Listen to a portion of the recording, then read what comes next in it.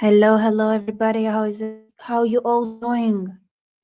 Of course, there is so much going on, and honestly, there are a lot of people. There is the Iranian channels who cover everything that's going on. I guess the Iranians right now get most of the stage in the traffic, but I wanna be here, stand with my Iranian friends as they have their independence war.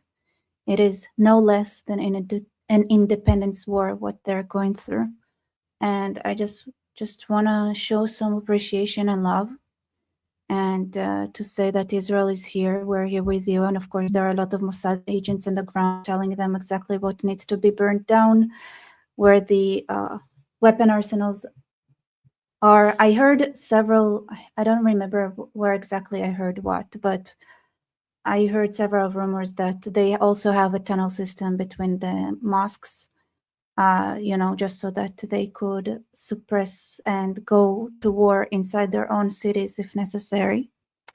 So yeah, that's also something that's happening. And obviously somebody needs to tell the Iranians what targets to burn down.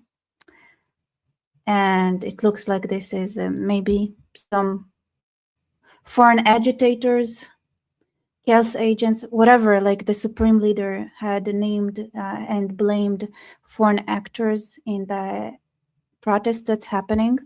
But if it wasn't for the foreign actors helping out, then people would be just massacred in the thousands, if not more than thousands, without any fighting chance.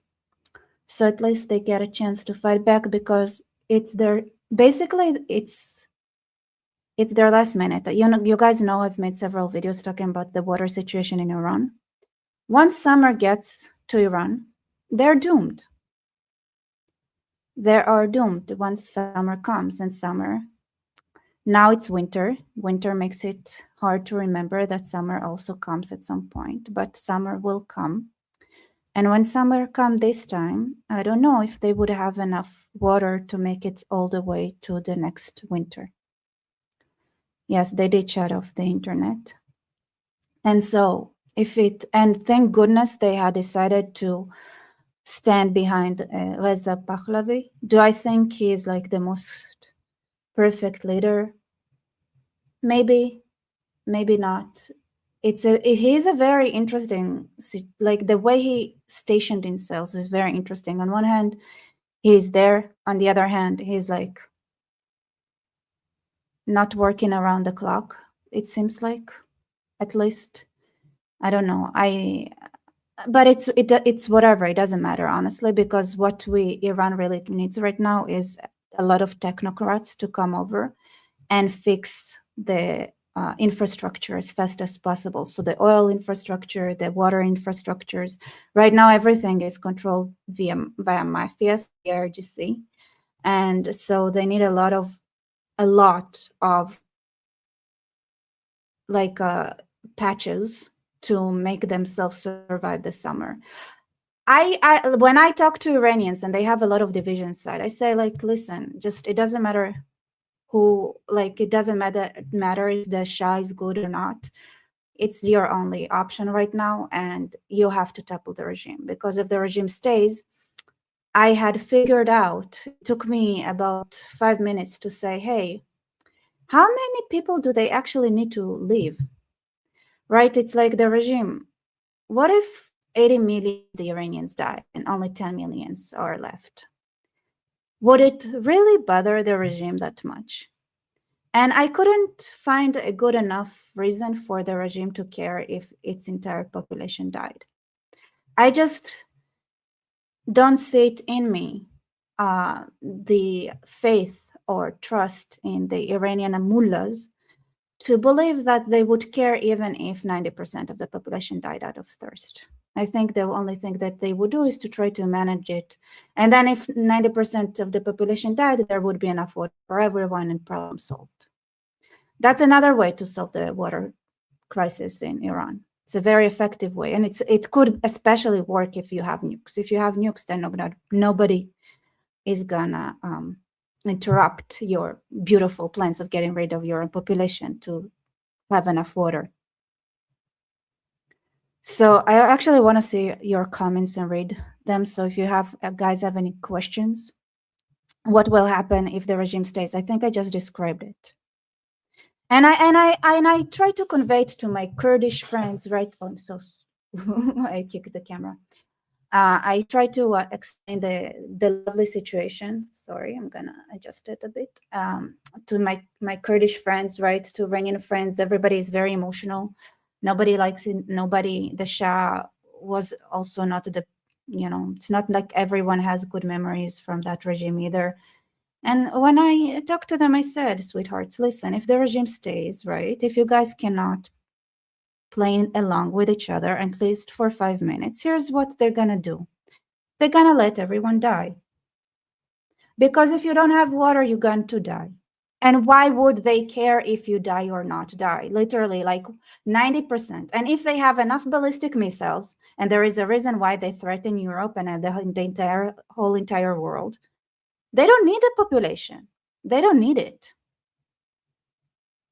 Right? Who do they need? They need the 5-10% that supports them, maybe. Of course, as the whole old golden joke says, when Stalin came to Beria, his executioner, and asked him, the head of the KGB, listen, how many of the population hate me? And Beria says to Stalin, 90% Stalin hates you. Kind of. So what if we kill 90%? And Beria said, of course, that will be doable, extremely doable. No problem at all here. I see no issues, but the percentage will stay the same. Yeah, the percentage will stay the same. Lovely. So my thoughts are, when it is,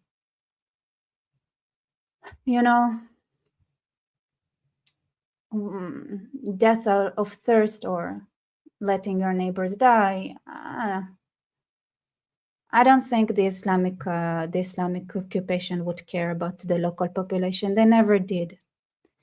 And they are foreigners. They are foreigners. They're not Iranians, the mullahs.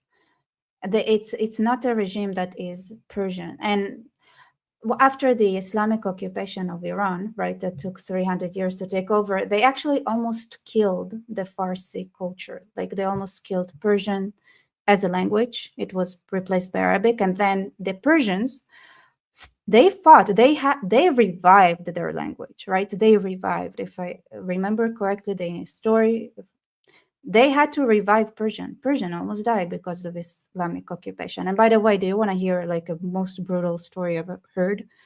So one of the ways that the Iranians fought against the Arab occupation was by taking care of them. And I heard of one village that is in the north of Iran, and that is a story that goes, that is told from generation to generation. It's not written anywhere.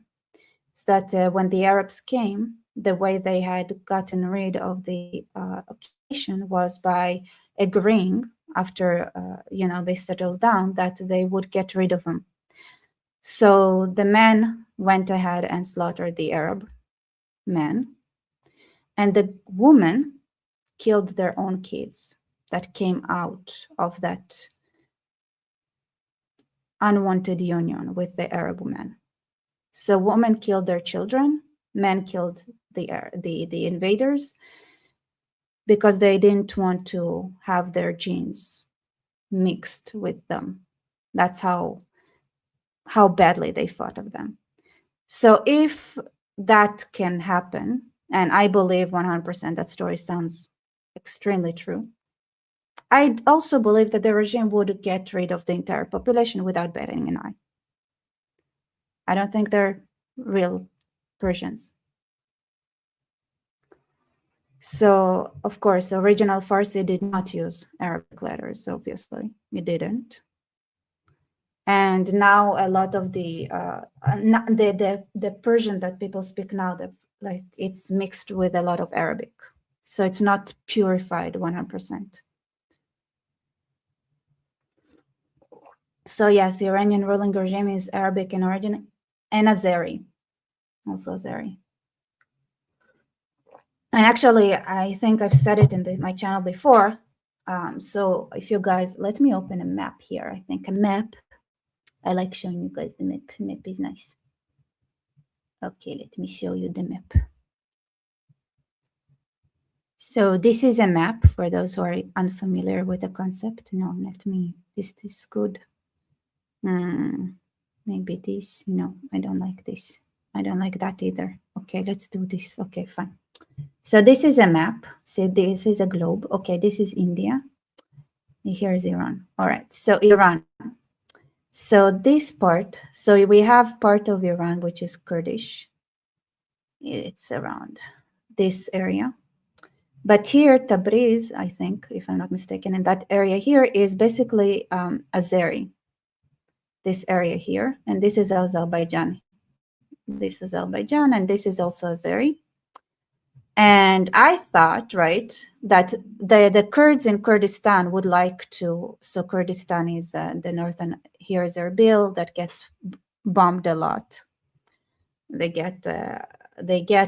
Nobody talks about it, but they get bombed by Iraq, by Iran and Turkey all the time. Those are the Kurds. Unless I'm like, I think it's Erbil. Otherwise, I'll be very. It will be very embarrassing if I got the wrong name. If it's the wrong city. Yes, thank you. Don't forget to press like. I always, yes, okay, it is Erbil, everything's good. Okay, so they like bombing here all the time, but nobody talks about it. Anyway. And so the Kurds that I talk to that are from this area would like to reunite with the Kurds that are in the Iranian side. I know a lot of Iranian Kurds, and unfortunately, I kind of want to understand what their deal is. Do they want to separate from Iran or no? But whatever, it's not my problem. My only problem is that I don't want anyone to send nukes my way. Okay, and I want an Iran that is nice and workable. Right, not the whatever it is that we have now. And I know, and I have my Iranian friends and the Kurdians, and I have my thoughts that I think I shouldn't share online, unfortunately, because I'll just shut up. Anyway, so this area here, by the way, this area is very, very sensitive. Because Tabriz, because this is where you get the gas pipes going on. And so I thought, first of all, I thought by now that Turkey would try to take over this area. They probably would, but whatever. And Russia already took over most of the Caspian Sea because, well, the mullahs just gifted it to them because they're incompetent. Anyway, I also thought like Azerbaijan would want to unite with the Azeris on the south, right? But the Azeris here say that the Azeris here suck, so they don't want to reunite with them. Sorry for the language and the way I just summarized it. But the people here are a lot more religious than the people here. So they just, when you get separated for that long, the cultures become so different, too different. It's the same, I think, with South Korea and North Korea. Like, I don't think the South Koreans would be too excited about reuniting with the North Koreans by now. It's like the amount of work you have to put in is crazy. All right, everybody. Hello. What's up, Mekhir Tzedek? By the way, where are you guys from? Kurds are treated horribly by Arabs. I'm sorry, you're wrong. Kurds are treated horribly by Arabs, by Turks, and by Iranians. And by Arabs. And by the way, right now they're getting slaughtered by the Arabs. You're right. In Haleb, there is an active massacre happening here by the sweet Julan Asharia, sweetheart, the one that got the perfume from Trump and likes playing basketball. This little piece of shit. So. Hello, UK. Hello, Romania. Hello. What is this? This is the UK. It's nice to see where people are from. Ireland, unfortunately. Why? Are you saying unfortunately because it rains all the time? I went to the immigration museum in Ireland, and I was like, people were like, why did you leave Ireland? And people talk about starvation.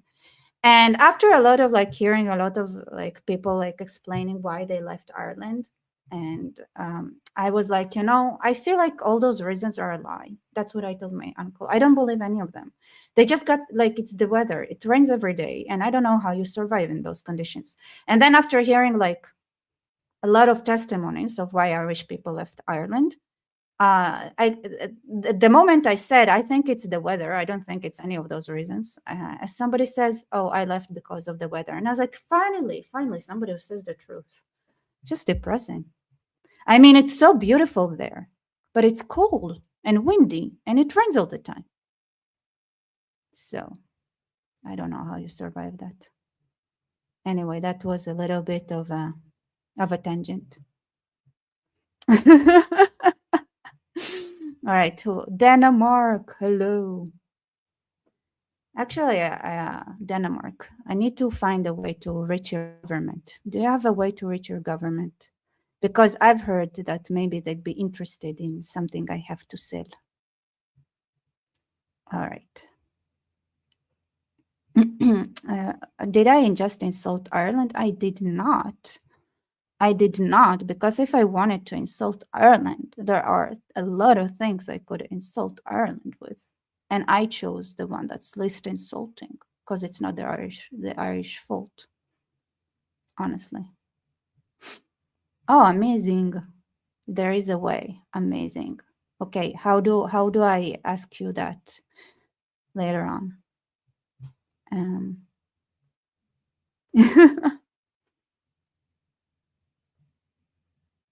Well, I don't want to say where I'm from because of all the bad that's come from my country against Israel.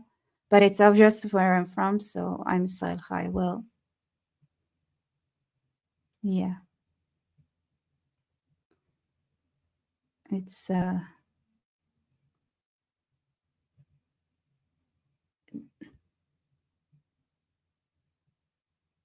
would be it's Norway, isn't it?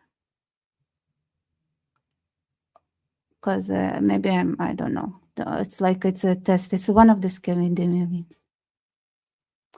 Seriously, do you see the revolution succeed in Iran? Yes. So there are a lot of people who think it's not going to succeed. Here's why I think it's going to succeed. Because I think it's a matter of ego.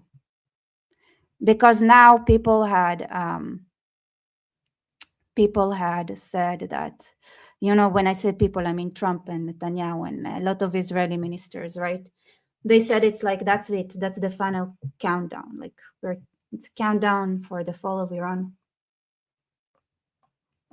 Baruch Hashem, finally. There's so many Mossad agents on the ground telling people what to burn. Like when you say, here is why, and it's for the same reason that people ask me, oh, do you think America was gonna bomb Iran? When it came to the nuclear facilities, and I said, and by the way, I checked, it was it was a Trump decision. And I said, like, yes, I think so, because of the fun, because it looked so much fun. You think the ego of America, of the ego that Trump, Baruch Hashem, thank goodness, has, would allow him not to join the fun?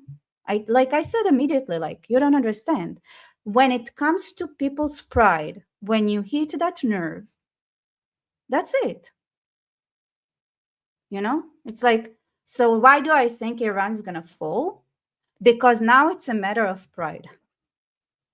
Now it's a matter of ego, and and when it comes to ego, then things happen. Like, people find a way to make things happen, because now it's pride.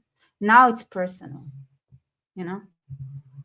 So that's what I think. It's gonna, listen, if it's not gonna fall now, How embarrassing, first of all, for Netanyahu, right?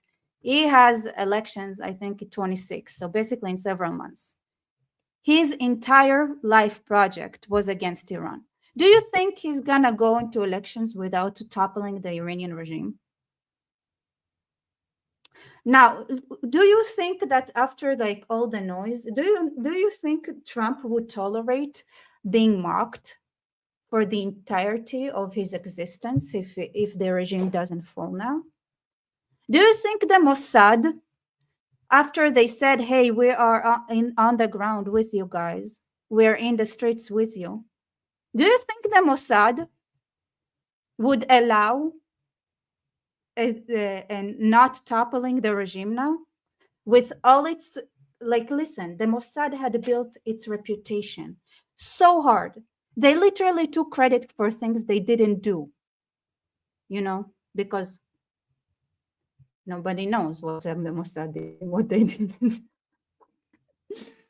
So they can take credit of whatever they want, just to make sure that they are feared.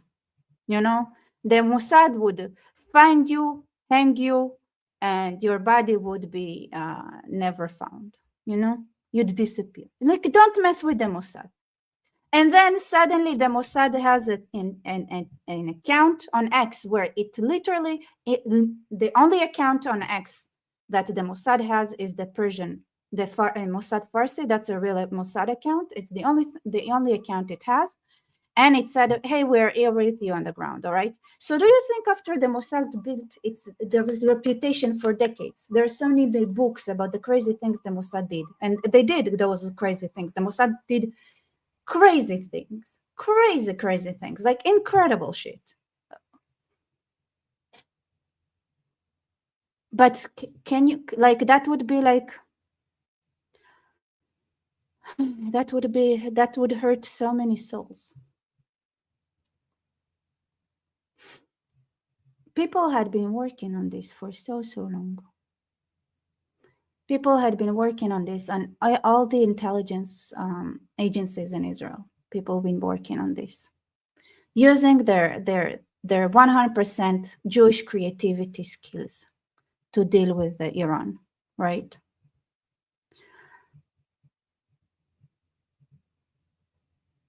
Do you want to say, yes, of course, don't mess with helicopter. Can you imagine, like,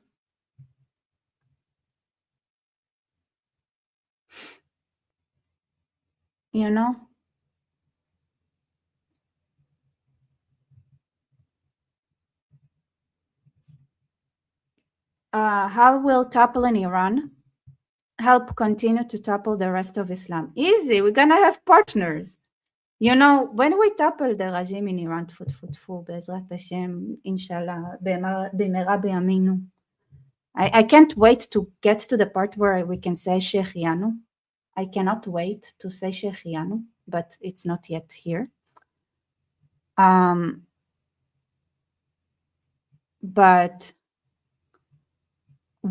here's the thing, right? Once you topple the regime in Iran,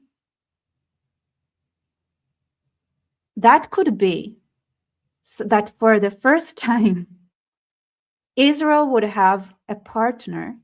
So look at the map. Look at the beautiful map, okay? Look at this. So this is Israel, and this is Iran, right? And this is Turkey. Now imagine, right now, Israel had to fight with Iran, and Iran and Turkey were fighting each other. And by the way, Turkey is now jumping and already took over parts of Syria, and obviously trying to take as much land as possible, because Turkey is now trying to reestablish the Ottoman Empire. And right, of course, they want to take Cyprus for like 100, And once they do that, they can just make money by threatening Europe, and Europe being the little bitches that they are, would just, yes, Turkey, take all our money. You can live out of us, please. Here's your jizya. Here's your jizya. We will be your dhimmis. Just don't send us. No, help. Just don't send refugees. We cannot do it anymore, right? or maybe like Europe just dies. I don't know what's the plan here. But anyway, Europe is gay. And the reason you know Europe is gay is because where is Europe? Where is Europe now? They're not even talking about what's going on in Iran. And they should care a lot about what's going on in Iran, because if Iran falls badly, right, or if the Iranian regime stays, then Europe is gonna be gonna suffer a lot of ricochets, because whatever. Anyway, not my problem. So now Iran is weakened anyway, lost some ground. The Turkey is taking its place. Okay. Now imagine a world, right? So Israel is being like fighting like those lunatics and these lunatics, and then you have the Arabs. The Arabs, what's special about the Arabs is that they don't have a brain, but they are just zombies mostly. I'm sorry if there are any Arabs here. I'm so sorry for your like bad luck when you were sent to this earth. Anyway, Arabs are mostly zombified, honestly. Like they have whatever. And so you see, so what's special about the Iranians is that when you get to meet Iranians, like Israeli meet Iranians, and you talk to them, and it's like you talk to humans, right? It's not like you talk to zombies like other people. So imagine a world where the Iran kick out the Islamism, Islam out, they kick it out. And now you have Israel in Iran, and basically all the Arabs here in the middle can start shaking. Because then they're like, because here's the thing, right? So this is like a mess of brainless, rotten. Like there is a good reason why like the Emirates and the Saudi Arabia are like being started arguing right now, right? Because Saudi Arabia is like, it's a big country, and it's like we're Arabs. We shouldn't be thinking. Saudi Arabia just accepted it. They were like, we are the OG Arabs. We shouldn't be leading anything. We shouldn't be thinking. We'll just join the Turkish train and do what Ankara tells us, because they're Turks. The Turks sometimes think, just 50-50. Don't push it. It's not like the Iranians. The Iranians, listen, do you know why the Shah is called Shah? And you know where the word Shah is famous? Chess. Shah. What is Shah? It's the king. They invented chess. And by the way, this is why we cannot celebrate until the regime finally falls, because they're smart. Assholes, but smart when they want to. So on one hand, you have the Iranians. The Iranians used to, they built a civilization. They invented chess.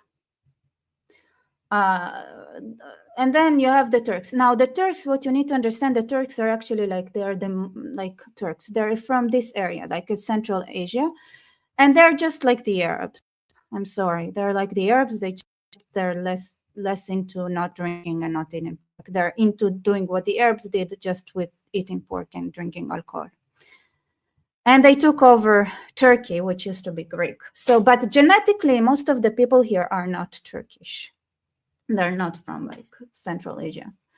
It's not the Mongols, right? So they come from this area here. They're more like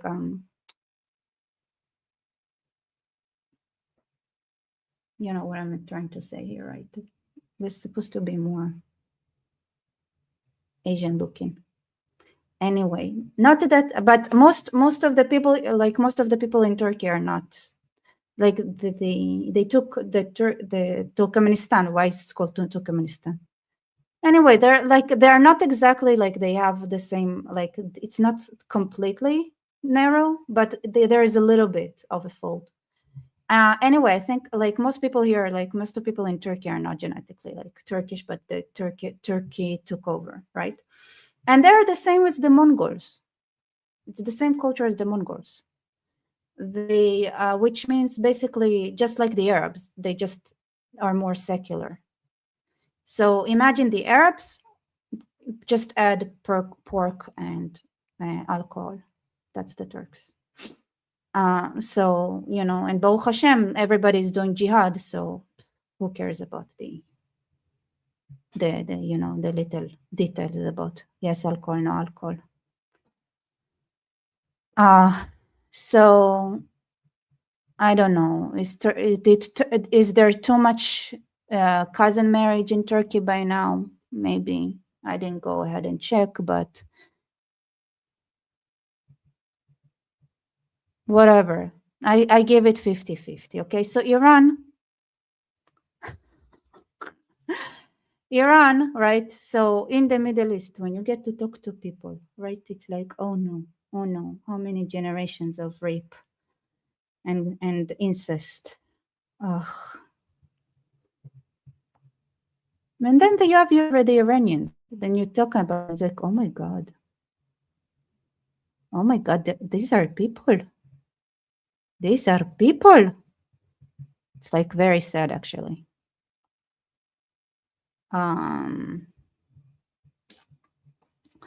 Yeah, so imagine that, like the Jews and the Persians, right? Be like, okay, we're friends now, and you build a huge bridge here, and then we take over the world. Ooh, hoo, hoo, hoo. Hee, hee. Ay, ay, ay. Yes, yes. So,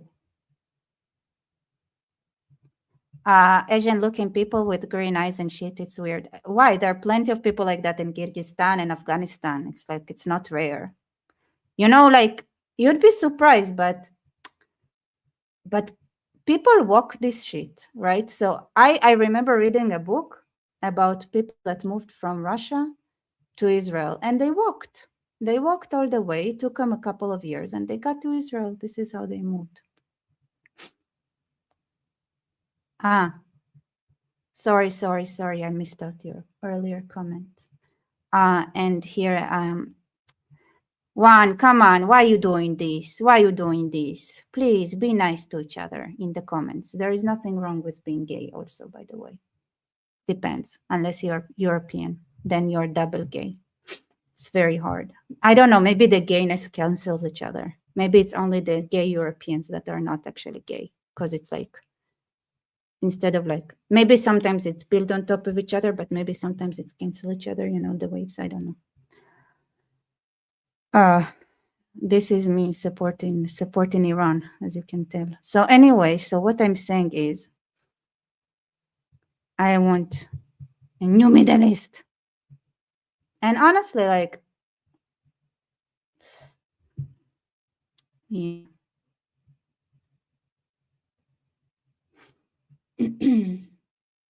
Yeah, a new world. So let me show you. First of all, there is one problem I have, okay? There is only one problem I have. I'll be honest, okay? I'm an honest person as a woman, you know? So, as I said, the thing with the Persians, right? That they're smart, invented chess and things like that, right? And also the Jews are smart, right?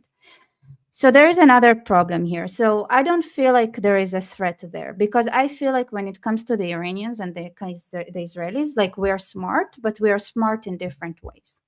So, you know, sometimes like smartness, like, it's on the same spot. But I feel like the Jews like have one type of smart, and the Iranians have a different type of smart, which together can be very good. Here's my problem, okay? So for a long time, right, the area here, Afghanistan and Iran, right, the woman had to be veiled, right? They had to hide their faces, basically. And now that they're unveiling,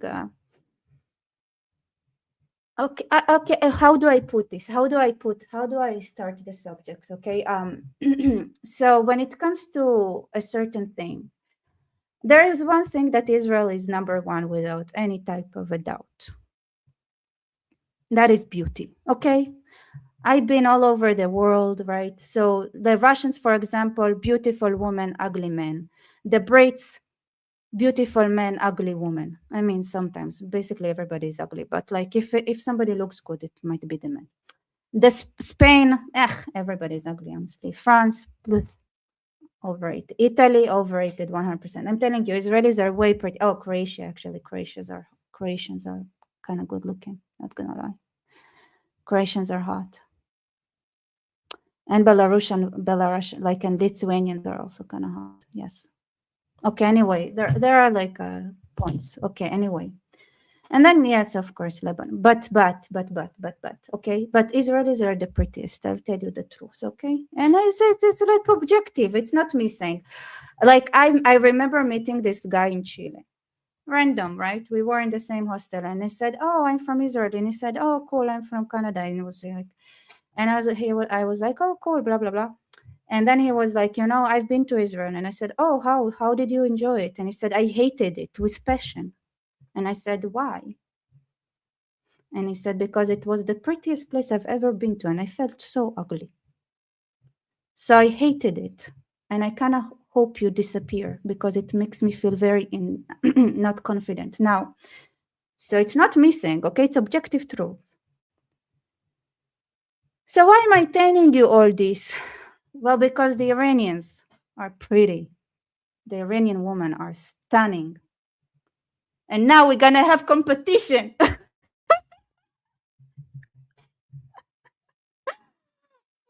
Yeah. And now that they are unveiling, they're so beautiful.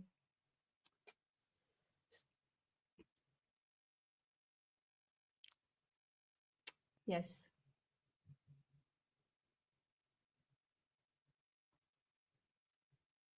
So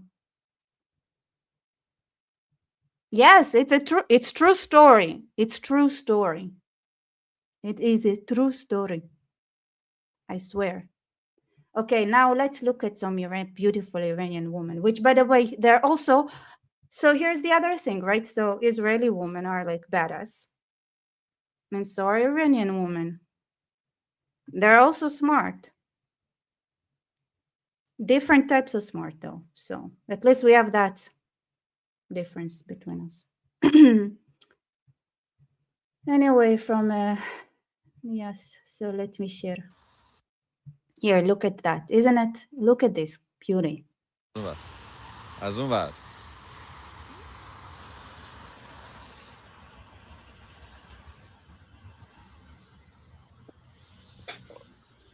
Now that's badass.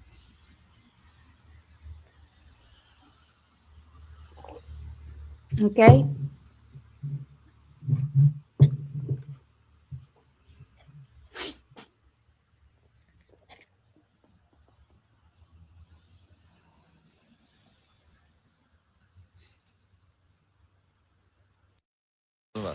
So از اون ور.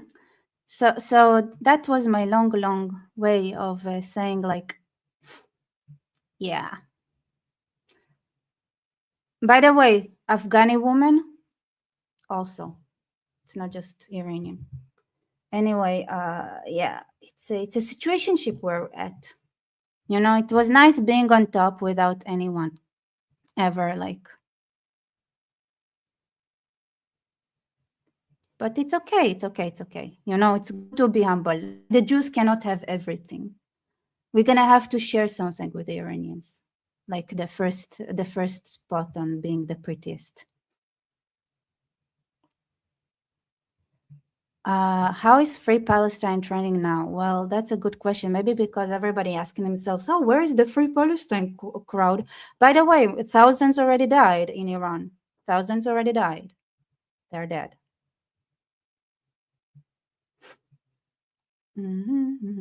So exactly, when the world turned its back on the Jews, the Iranian diaspora became our most steadfast supporters. For that, we owe them deep debt of gratitude. Plus, we still have that little debt from the Cyrus Accords, right? From the Cyrus Declaration, which they allowed to the Jews to rebuild themselves. If it wasn't for that, the Jews wouldn't exist today.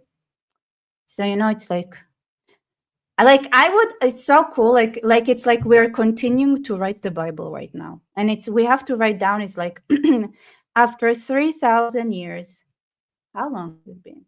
2,600 years? Anyway, after a long time, after 3,000 years, finally,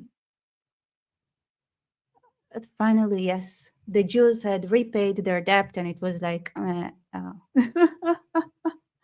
and after they freed us, we had done everything we could, and we freed them as well. Baruch Hashem. Yes, 2,500 years. Yep. Sometimes it takes time to pay back whatever.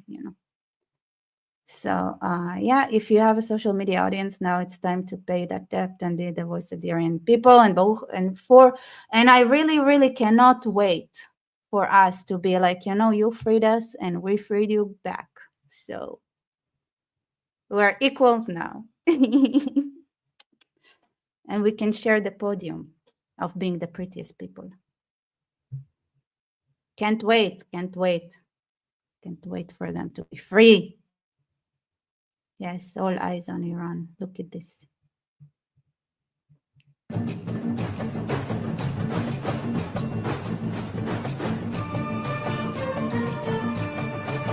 Is it like real footage? Oh, hello there. Somebody here is looking for a little bit of gossip. Who are the Agos in the West? Sorry if you already stated, but I can't relate.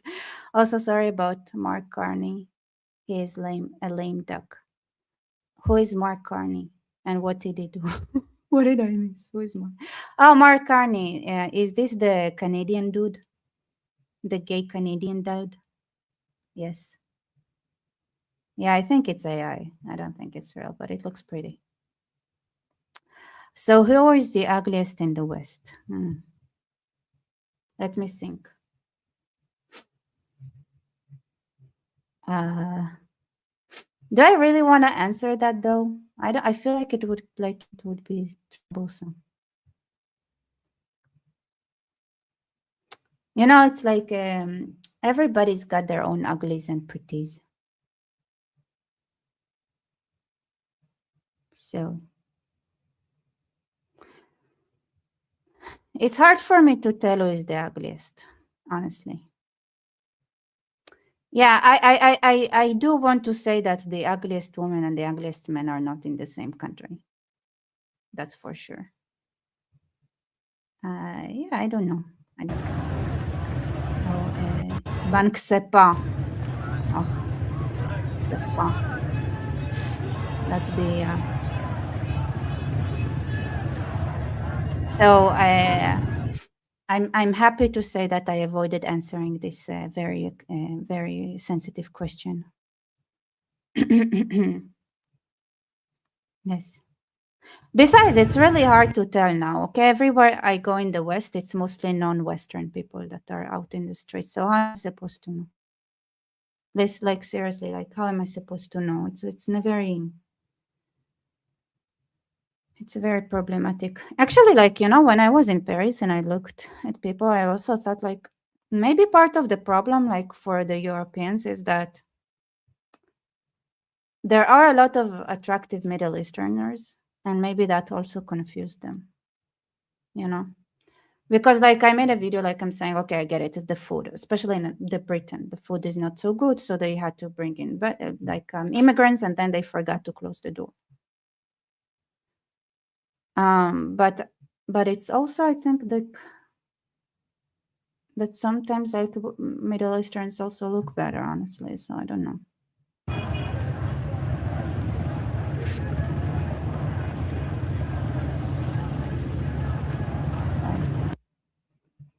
Amazing.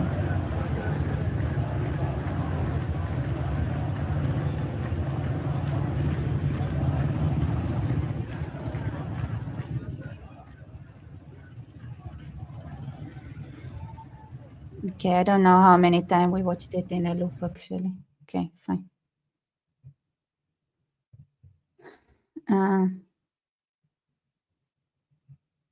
Let's see. Okay, RGC Colonel Mahdi Al-Khimi has been killed by anti-regime protests. Baruch Hashem, amazing. He was responsible for the RGC shooting and killing around 10 protesters in Malikshani on January 3rd. Here is the top IRGC leadership getting assassinated. Is this the same guy or not? No, this is in Kashan. I love how he uses the same language for his maps as I do. This terror alarm person. Oh, let's see what's going on.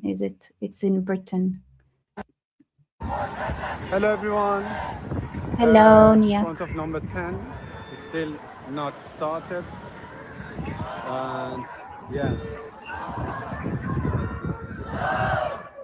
If you are on the way, just be aware.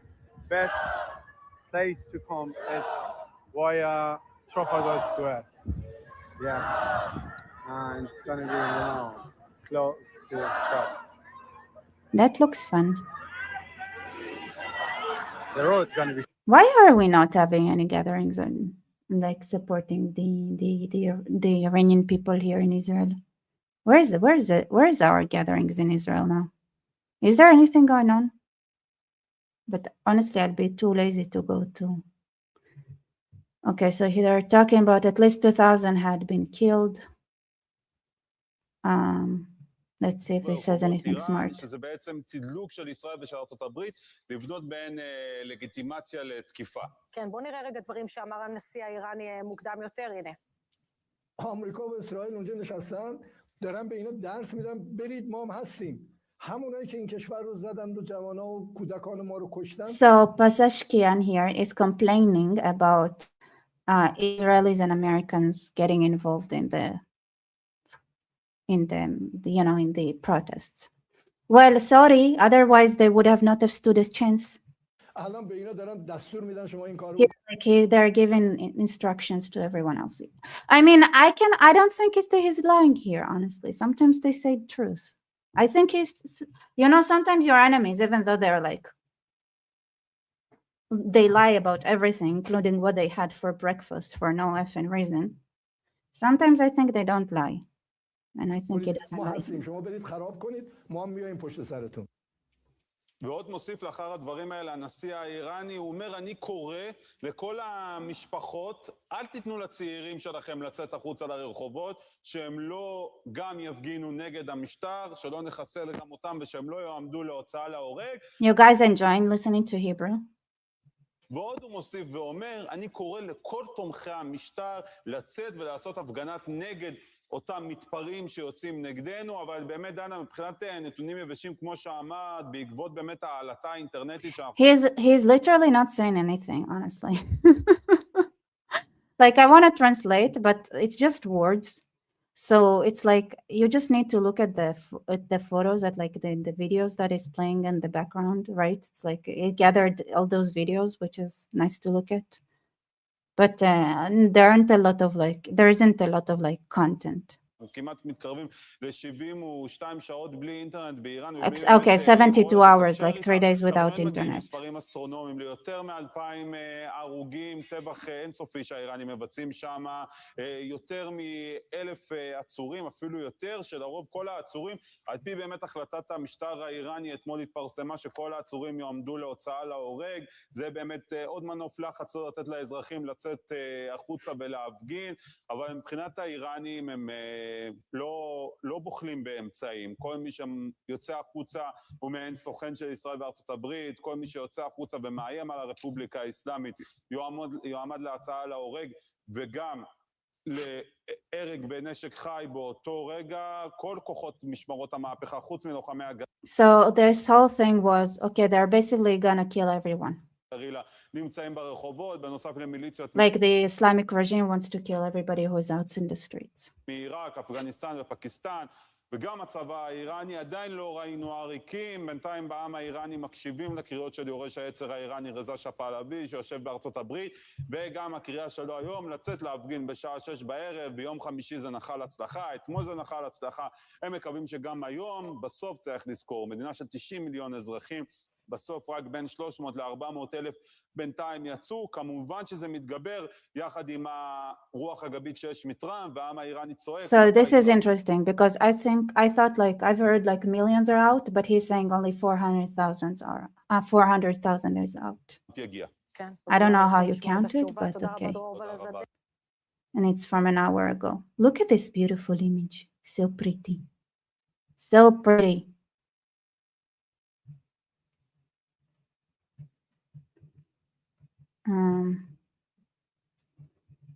They have started beating up people in the hospitals. Yes, people in hospitals with gun wounds are dragged out by the regime guards and beaten, or worse. Yeah, 100.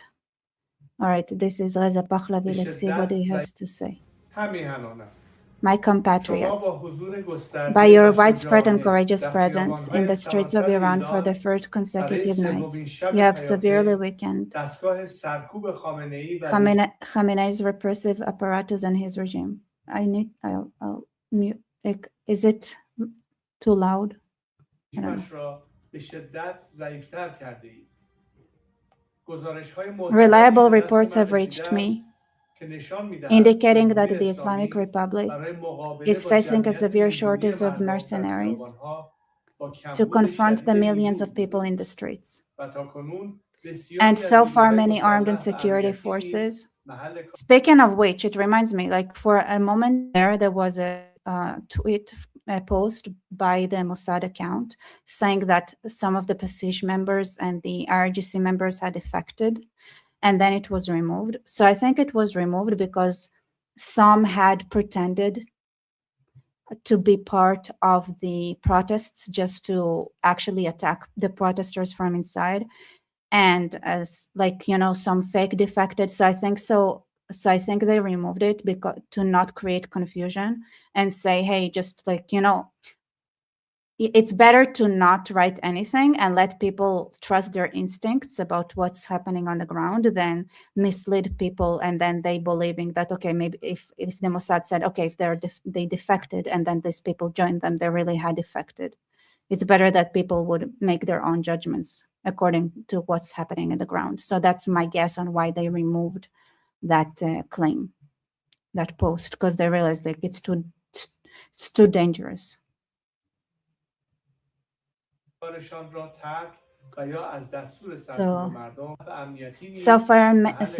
here, one here, mercenary. And so far, many armed and security forces have left their workplaces or disobeyed order to suppress the people. What remains for Khamenei is a minority of violent mercenaries who, like their criminal leaders, are non-Iranian and anti-Iranian. By the way, one of the reasons that it is one of the measures that the Iranian regime had taken, and I think it's also one of the conclusions. I think they did it from the get-go. They had the IRGC and they had the army separate.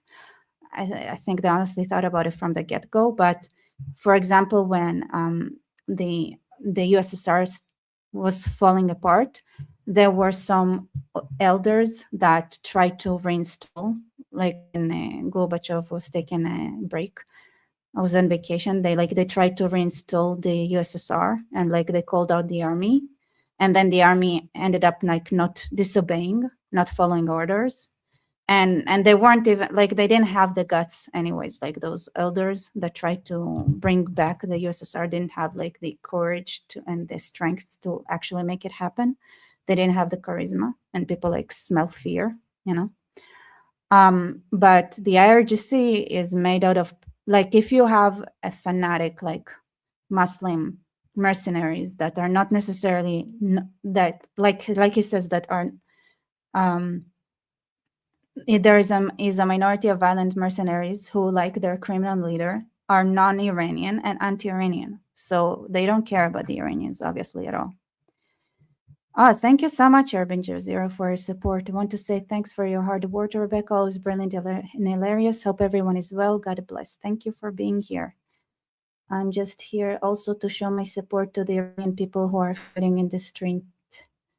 You guys, this is not something to be taken for granted, right? So here's the thing, right? It's, I saw Noah, the Iranian Jewish woman who lives in Britain and is basically the most active in giving news from Iran. She was saying, she was crying about the number of dead. So the Israelis, they were kind of brutally honest and told her, in our independence war, and this is now your independence war, Israel lost 1% of its population. 1% of its population had died fighting for our independence. So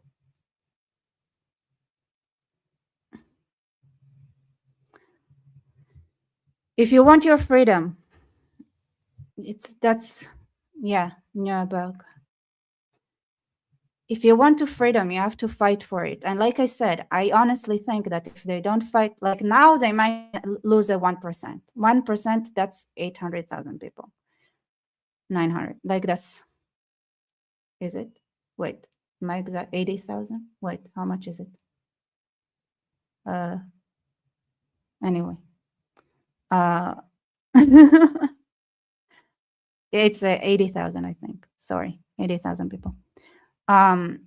So that's a lot of people, obviously, but it's like, it's that or you lose everyone or everybody dies out of thirst. And honestly, even so, it's going to be very hard to fix Iran right now. You have to be honest, like it's just an uphill battle. Now it's uphill battle. First, you need to topple the regime, and then you have to win against Mother Nature. And Mother Nature is just as brutal, if not even way brutal, more brutal than any regime could ever be. و شما ملت بزرگ ایران را دشمن خود می‌دانند. مطمئن باشید که آنها به سزای اعمالشان خواهند رسید. I missed out. به سزای I think I think my headphones are connected to more than one device, which makes it unbearable. So 1 sec, just watch the dude for a second when how I figure it out. می‌دانند. مطمئن باشید که آنها به سزای اعمالشان خواهند رسید. من ضمن تاکید دوباره بر فراخوان دوم خود برای ساعت 6 بعد از ظهر امروز یکشنبه 21 دی ماه از همه شما می‌خواهم که به صورت گروهی با دوستان و اعضای خانواده به خیابان‌های اصلی شهرها بروید. در طول مسیر از یکدیگر و از جمعیت مردم جدا نشوید و به مسیرهای فرعی که Yeah, Tag Mechir, you're right. It is 900,000 people. It sounds so much. I just refuse to believe it. Yeah, I don't know why. Like my brain was like, that sounds too much. I don't want to say it like that. No. So I changed the number, but you're right.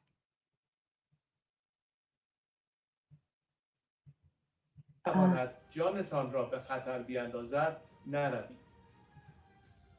بدانید که تنها نیستید. همیهنانتان. Yeah, and also like think about it. It's not that much. It's 90 million people, and I think Syria at its most at maybe 30 million, and they killed 500,000. So how much was Syria at its height? Let me check 1 sec. Syria demographics.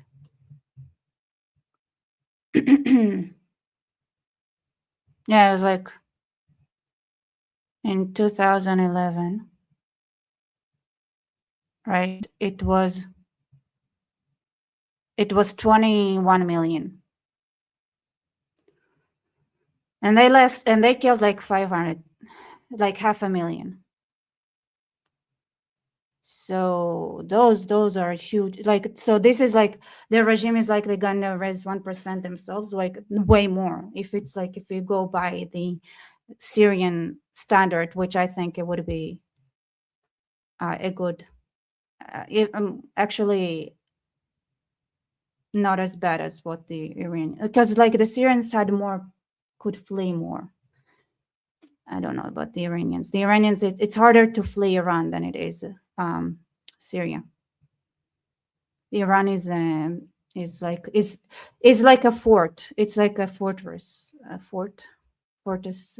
Like it's hard to invade Iran, but if it's hard to invade Iran, I guess it's also hard to escape Iran either. I mean, they did invade a lot of other places though, so, but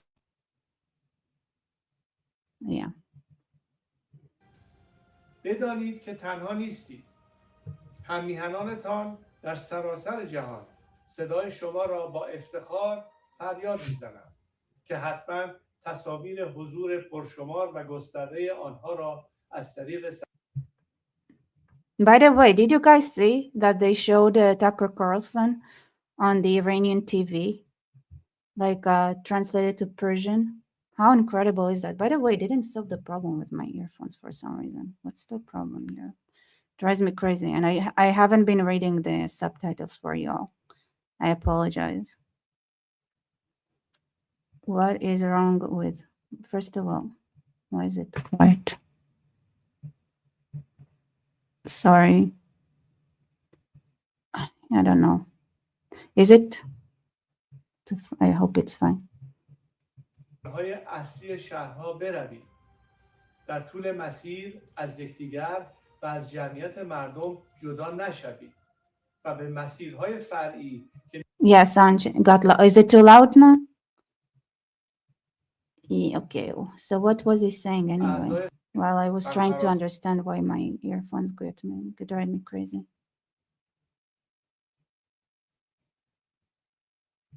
دوم خود برای ساعت 6 بعد از ظهر امروز تاکید دوباره. Okay, what did I miss? Oh, I missed a lot. It's okay, so we were. جانیشان ناایرانی و ضد ایرانی هستند و شما ملت بزرگ ایران را دشمن خود می‌دانند. مطمئن باشید که آنها به سزای اعمالشان خواهند رسید. من ضمن تاکید دوباره بر فراخوان دوم خود برای ساعت 6 بعد از ظهر امروز 6 p.m. today Sunday. That already happened. That's already started then. So main streets in the city. So are there any updates? Let me check. در طول مسیر از یکدیگر و از جمعیت مردم جدا نشوید و به مسیرهای فرعی که میتواند جانتان را به خطر بیاندازد نروید. It has volume up and down. Does it? I mean, it's. در سراسر جهان صدای شما را با افتخار Yeah. One sec. My earphones drive me crazy. I cannot. I'll try to reconnect them. Let me try to reconnect it because it just loses. Ugh. It's okay, but I cannot. از طریق صفحه تلویزیون می‌بینید. دنیا امروز کنار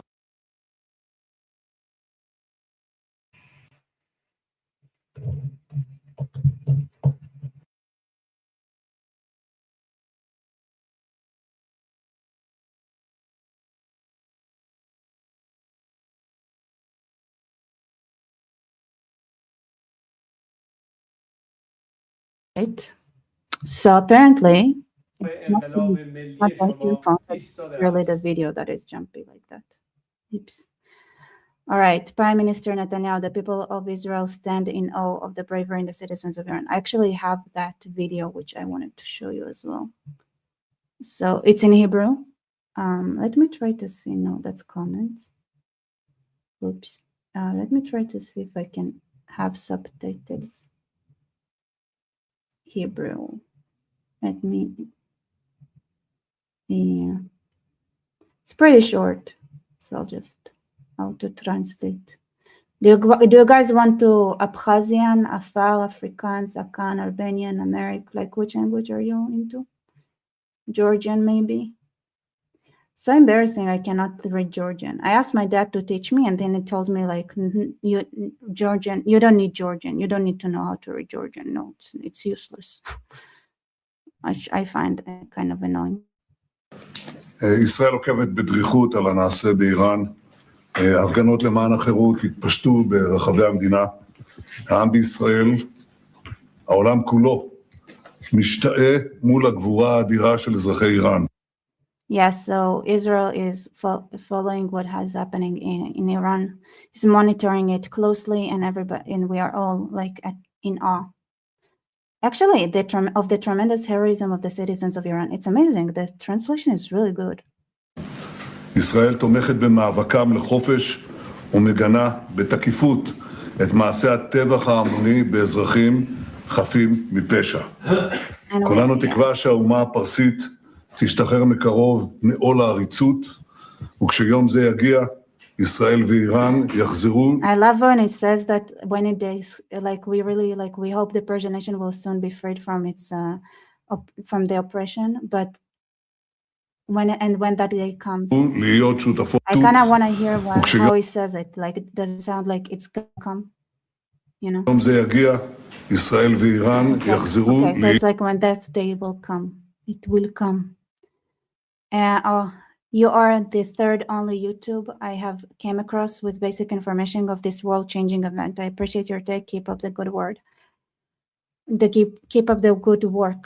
Actually, you know, like me as an Israeli, I know that like the regime will fall. And here's the other thing I'm thinking, right?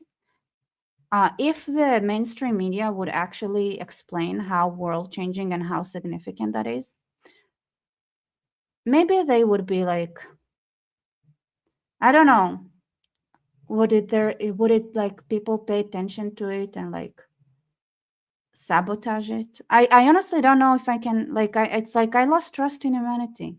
I lost trust in Europeans.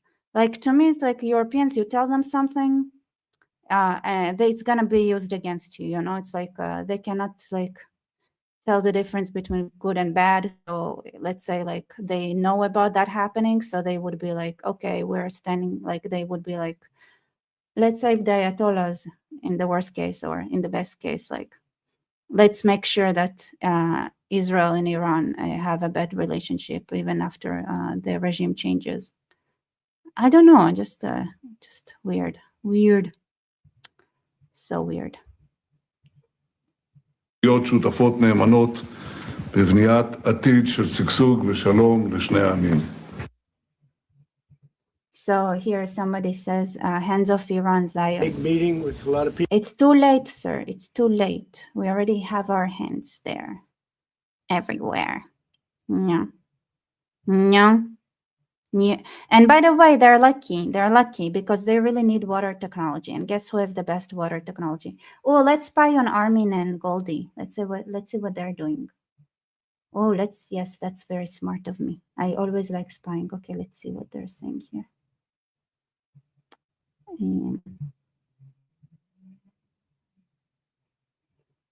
Why no sound?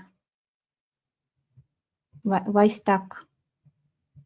Did I also get stuck? Okay, so the secret here is to get these to be not with an X, I think. Would it do it? Would it not? I don't know. Let's see. What's the stream? How is the stream doing? Stream health. It says excellent. So why is it stuck? Are they stuck? Am I stuck? Why is it stuck? I know it's muted. I just don't know. Like, it's like stuck, you know. It's like the page is stuck. I'll reload it. I have to talk to my Farsi or English? Oh, they're spying on Tommy Robinson. That's amazing. We can go and spy on Tom Robinson directly, you know. It's like, I think I have this live open as well. Let's see. Here. Is it more fun to see them spying on Tommy Robinson, or is it more fun to spy on Tommy Robinson ourselves?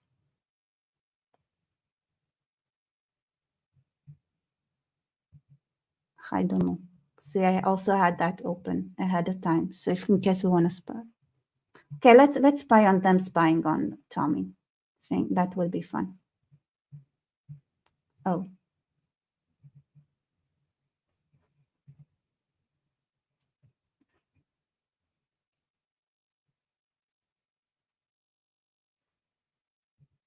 Oh, Tommy's stream just ended.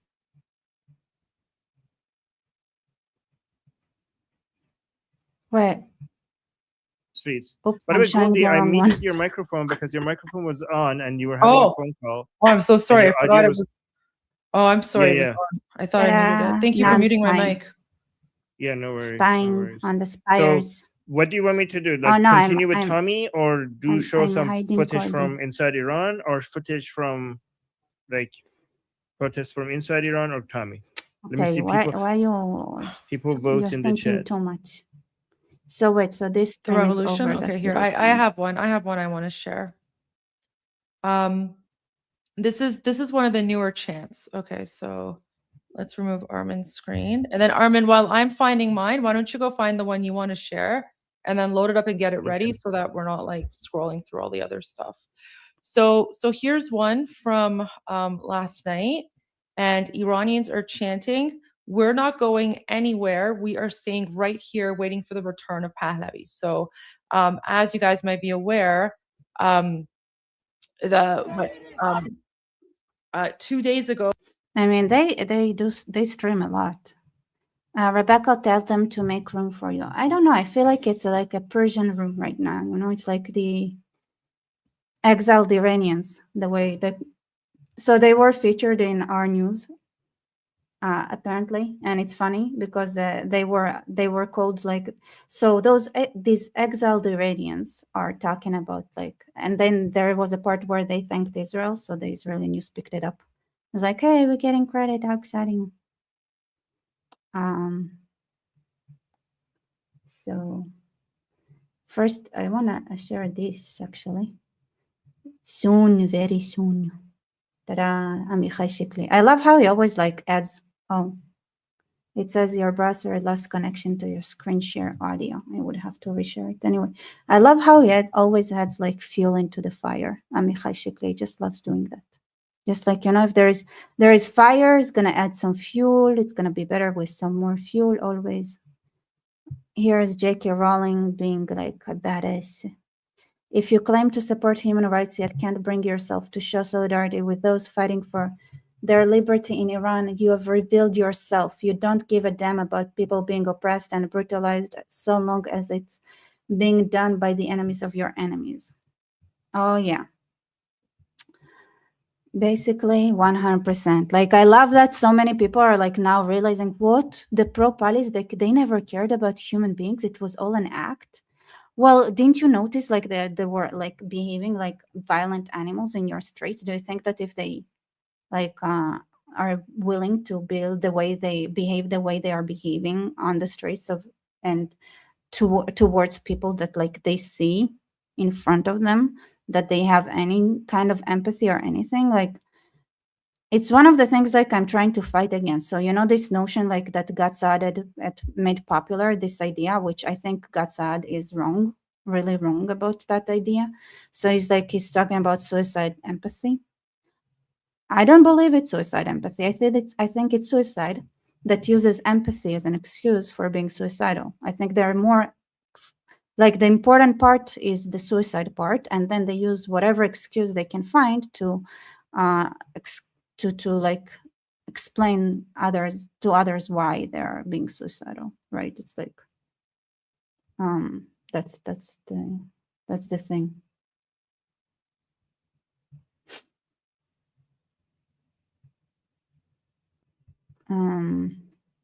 So the New York Times is saying that Trump is seriously considering to attack Iran. Obviously, everybody's seriously considering that.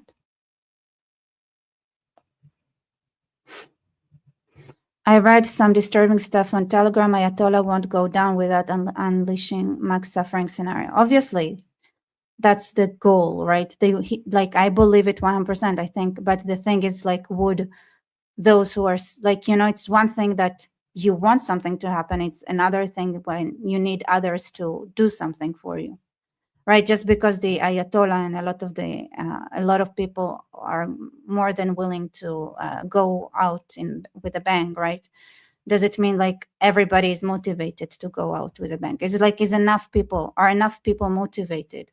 Well, because you just need to like somewhere in the chain of command, you just need one break. You need to, you are just as strong as your weakest link. So you just need one weak link to basically break the command chain, and then it's like, okay, so what? The Ayatollah wants something. You're just as strong as your weakest link, and if there is one weak link, maybe it wouldn't be as easy as they. I mean, you have to be ready for all scenarios, right? But I don't think it's necessarily true that they would have that they would even have that possibility. Honest. By the way, is the sound all right now? Because I've seen that the microphone jumped, like the sound lowered itself. So is it better this way, or do I need to make my mic louder? Let me know. So yeah. All right, sounds is fine. Okay, good. All right, so here's Neo. It's sharing. I spoke with someone who left Iran a few hours ago. Mobile phones are completely cut off from evening until around 8 a.m. the next day. From 8 a.m., the national internet, North Korea-style internet, works until late evening. There is no possibility of phone contact with the outside world. On Thursday, Revolution Street is... By the way, one of the reasons, like the Persians have some brains, right? They do manage to some extent, like sabotage communications with satellites as well. So even Starlink is like the communication, the internet with Starlink is also being sabotaged. I don't know to what degree, but it's something that is also being hacked. I mean, it's better to not underestimate the enemy, unfortunately. Yeah. I mean, it is what it is. It ain't over till it's over. On Thursday, Revolution Street was so crowded that the beginning and the end of the crowd wasn't visible. On Friday, the gathering was so much larger, so much so that those who had been out the night before couldn't believe it. On Friday night, many areas in Tehran were in the people's hands because they were short on forces. When you talk to people, the majority say that this time there is no real room for retreat, because if the regime survives this stage, they'll commit a massacre beyond anything ever seen before. Yeah, 100%. I think the Syrian percentage would look minuscule compared to the percentage that they have in mind. Gen Z and Gen Alpha have raised hell on the regime. They are so brave, it's unbelievable. Field leadership is practically in their hands, but there are plenty of middle-aged and elderly people seen in the crowd. All kinds of people are on the street: employees, merchants, factory owners, workers, students, retirees, everyone. That's amazing. That's incredible. So here's this is a day ago. Also some Israeli flag is seen in the crowd. Israeli flags are seen in the crowds.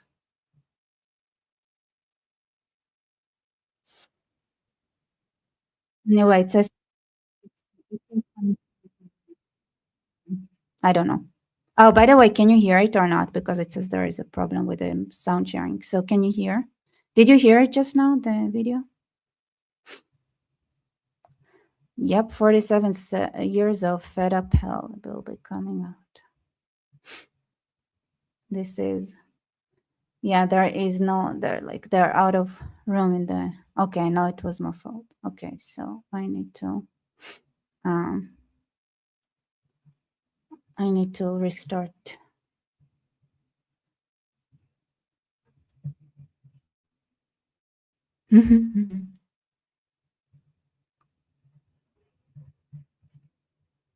I also feel like I should recheck what's going on. Let me do like this. Okay. Okay, no room in the morgue. This isn't correct. Nowhere in Tehran is.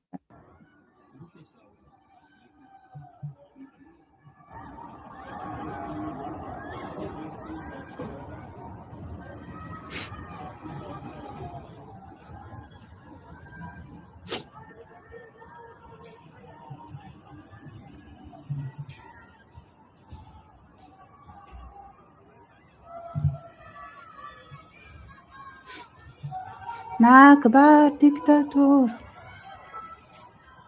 Yes, good. Now you hear it. Speaking of feminism, which reminds me that there is one thing that I constantly say on my channel because I'm a feminist, right? And I forgot to say that when I made a commentary on the Maduro taken and the fact that he was taken with his wife. I really wanted to say, and I forgot to say during that stream, that this is why I'm a feminist, right? It's because they didn't just grab Maduro, they grabbed the wife too, who is also an asshole. And this is what feminism is for. If a woman is an asshole, she needs to be grabbed just like the man. This is feminism. You do something, you pay for it equally, right? It's like, he's not the only wolf, she's also a wolf, and they work out like they were brought in together. Amazing, 10 out of 10. This is what feminism is for, you see? And same thing with like the Qatari Amir and his mother, right? No, I'm true feminist. I'm a true feminist. I want the whatever happens to, I want the Amir of Qatar to get hanged maybe, and same with his mother. Don't forget his mother. It is feminism.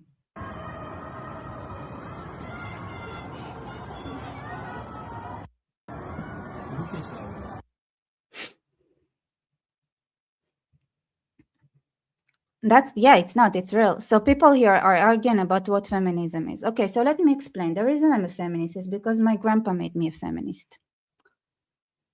My grandpa said, because like I made a certain comment when I was like 4 or 5, I don't know. Anyway, I was like, I was grown up. I was like, a girl's supposed to be like this, like that. And I was like, it's hard to follow. But I learned the game pretty quickly. And then my grandpa was like working in the garden with my brother, and like they were planting plants or something. And my grandpa was like, hey, come help.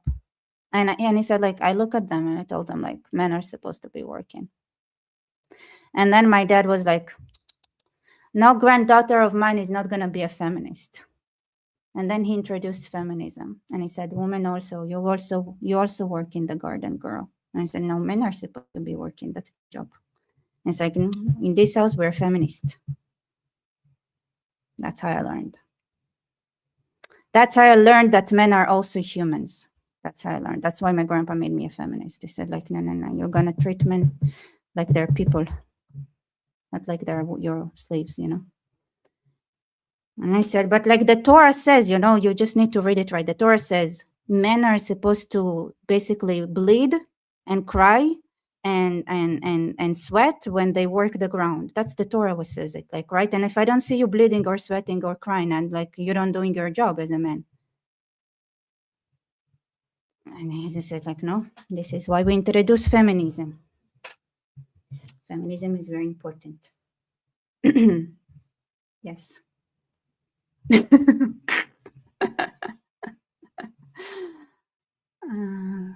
Yeah.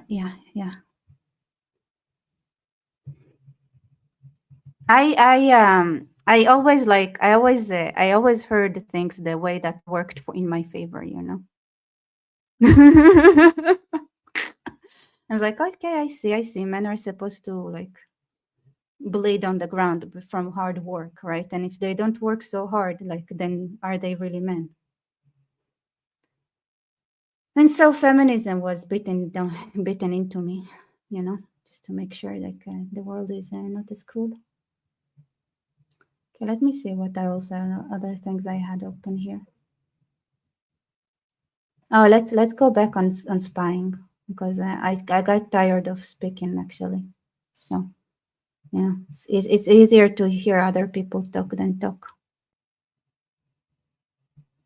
And by the way, like Iranian women are very like they're feminists, right? You can see them. They're fighting in the streets. It's not like they're sending their men to get all shot by the bullets. They get the bullets too, right? even though it's still mostly men who get the bullets. Usually men get more bullets because they run into bullets faster. It's one of the things, they run faster, so they run into bullets faster, so they get shot more. So it's just biological, So it's just the way it is. You cannot be completely equal. But they're out in the street getting shot as well. So this is feminism, This is what it's about. Come on, jump to the present. All right. Literally happening right now. Iranians all around the world have been going out to demonstrate to show. Oh no, I want to. Here. Now I feel too big though. Why am I so big? Whatever. Show their support for people in occupied Iran. USA has airstriked Iran. What? Fox News. This better not be a troll. Just in time. I have I'm such a not good. gonna Wait, ban that person. I have such a good timing. I'm teasing you. Oh, she's teasing. Okay. Oh, Start the no. people that give you false Come information. on. So if it's wrong, you ban them. It just hurt my I cannot believe. I was so hopeful. Well, I'll go to X and see if there's anything on X, right? But what? And what? if the news is What? info, then look at this. Oh By my the gosh. way- I'm gonna save this for later. Laura Loomer just did a whole did. article on the ME. I'm gonna shut him for a sec. I just want to say that they Iran could be bombed right now, and how would you know? They don't have internet, right? There is no internet, so if they're hitting, that's not Iraq. If it's things are exploding in Iran, how would you know? How would you know? How would you know? If they don't have, who is gonna report on it? Who's gonna? Maybe Iran, maybe the USA and Israel are bombing Iran right now. Nobody knows. Who would report on it if they don't have internet? If everything, it's and Starlink is even that is being sabotaged. So maybe they're getting bombed. Maybe they are. Who knows? Maybe when the dust settles, people are gonna find craters in weird places. So how would we know? How would we know? Starlink is not everywhere, so.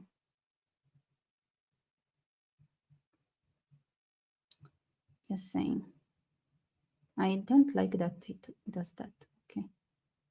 Top IRGC heads eliminated. IRGC, Islamic. What? I don't want to get attacked. I don't that was good. That's gonna interrupt me. Anyway. Excuse me, I don't feel like being attacked right now because I'm being with you guys and I'm trying to have a marathon here, but I have no idea how they sit there for so long because I'm getting tired. Let's see, are we gonna get attacked? Because seriously, I don't feel like going to the bomb shelter. It's not as comfortable. Yeah, here. So, and Dashir is saying that the Starlink can't work properly in those mountains as well. So, if US strikes Iran, Iran strikes Israel. Why? Iran can strike. They don't need the US to strike Israel. They're gonna strike Israel anyway. The moment they start feeling they have to be smart about it, right? So here's the thing, right? So. Here's when they're going to strike. They're going to strike when they feel like they're going to lose the regime, but they need to strike before they lose the regime too much. So they need to find a sweet spot of when to strike Israel, right? Because on one hand, if they're going to strike Israel too early, then they're going to lose the regime for sure. But if they're going to try to strike the regime to Israel too late, they might not be able to execute it. So it's you always need to find the right spot, the right moment. Only do it when you are certain. And it's you also it would also indicate they lost help, for example. I think that's it. Iran had completely rebuilt their arsenal. They have a shit ton of missiles. Don't worry about that. Okay, a YouTuber called The Enforcer. The moment an American bomb falls, they will report on it. They are keyed into everything. Hmm. Hmm. Hmm. You know, like, how would they know? How would they know? All you need to do is make sure that wherever you hit, they also don't have a way to inform anyone. Maybe they're gonna know, like, you know, Iran is big. There are ways to make sure that it's gonna be late. Is Rebecca from Iran? Rebecca is from the Middle East, but not from Iran.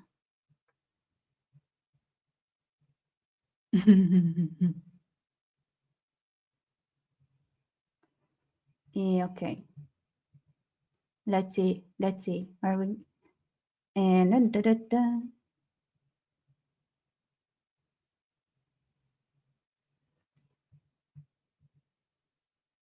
okay, let's see what they're saying. Let's listen to them. Tehran. Around 7 p.m. local time in Punak. This is the same place that the massacre took place. They turned off the lights yesterday. Drones were coming to monitor people, the crowd. Well, people are not giving up. Out chanting, "Long live the king." This is tonight in Tehran.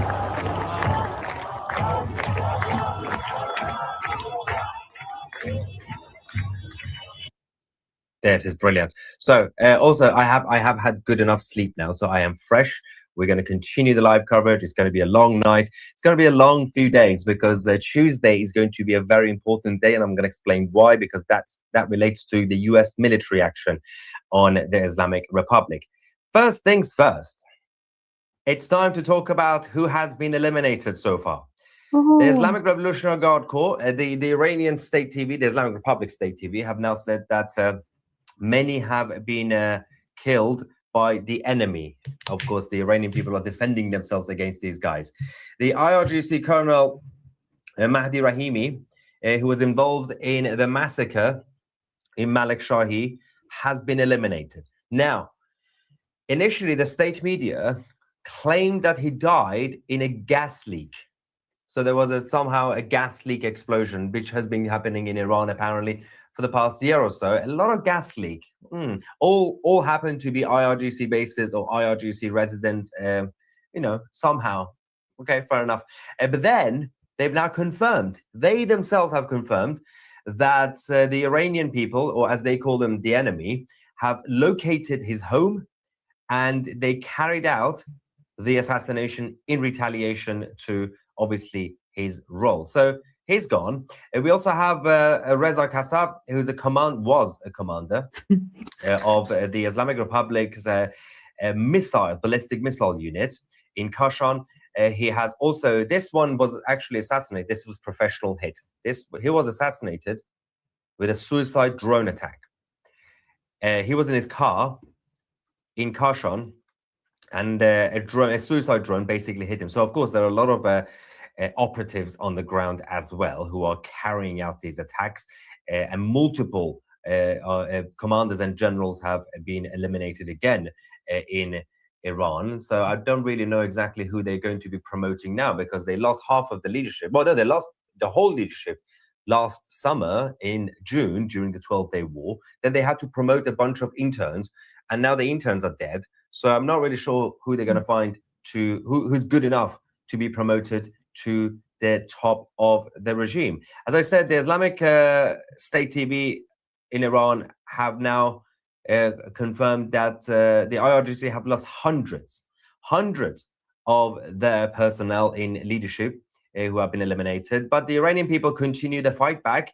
And let me show you this video that's just gone to us. Of course, the Islamic occupation forces on the ground. Notice, like, every time you see like casualties from the IRGC side, the men look like monkeys. But if you see casualties from the protesters in Iran, they look they're very attractive men and women. Isn't it weird? Like I've seen like men who were killed from the protesters, and they were all like good-looking men, and it was like a shame. I was like, oh my god, that's a shame. You know, it's like, And then you look at the IRGC people who get killed, and like even now the soldiers are like, oh, less of a shame, not as attractive, you know. I don't know. Maybe that's the problem here. Maybe that's the underlying condition that we are actually that can explain a lot of things here. It's gone now. Finders keepers. You snooze, you lose. So another one gone, and there was also a message from Mossad that has now been published. Mossad on the ground in Iran have said in Persian, telling Iranians to continue to take to the streets, and they are now saying openly that their agents and Mossad operatives are with the Iranians on the ground. This is the message. Go out together into the streets. The time has come. We are with you, not only from a distance and verbally, we are with you in the field. We are there. So obviously, you've seen some of the stuff that's been going on, some of the sabotage and the targeted assassinations. Well, we don't know who is doing it, but you know, there is somebody professional enough to right now carry out these attacks against the Islamic occupation in Iran. Earlier today, we also start getting videos. This is from this morning. The Crown Prince Reza Pahlavi, he also has an urgent message that I'm going to show you guys in a second. He did call for an all-out, full-on general strike, which has essentially... Like the Mossad made this post like 2 weeks ago, like from the start, like from a day before the first day of the demonstrations. Like, why is it going viral now again? Normal supermarkets, grocery stores, everything is now closed. Watch this. 21 دی ماه اعتصاب بازاریان شهرکرد. Yeah, Shahrakord, Sunday, 11th of January. Everybody's on strike. No, also there's no need to open your shops anyway because the country is basically now shut down. So the government have disabled the ATMs or cash machines. Banks are closed. Nobody has money. This is basically anarchy right now. The supreme leader is not where he's supposed to be. He's in a bunker in the middle of a desert in East Iran. So nobody's in charge. Nobody has money. So I'm guessing, well, while you're at it, just close everything down anyway. Gatherings also have started earlier in Bandar Abbas. We just received this video from a few hours ago. People starting to go on the streets and chanting, "This is the final battle. Pahlavi is returning." This is for you guys in the mainstream media, GB News, CNN, BBC, and all the others. People continue to chant one name, the Crown Prince, Reza Pahlavi, not communists, not the MEK, not the Islamists, one name. Watch.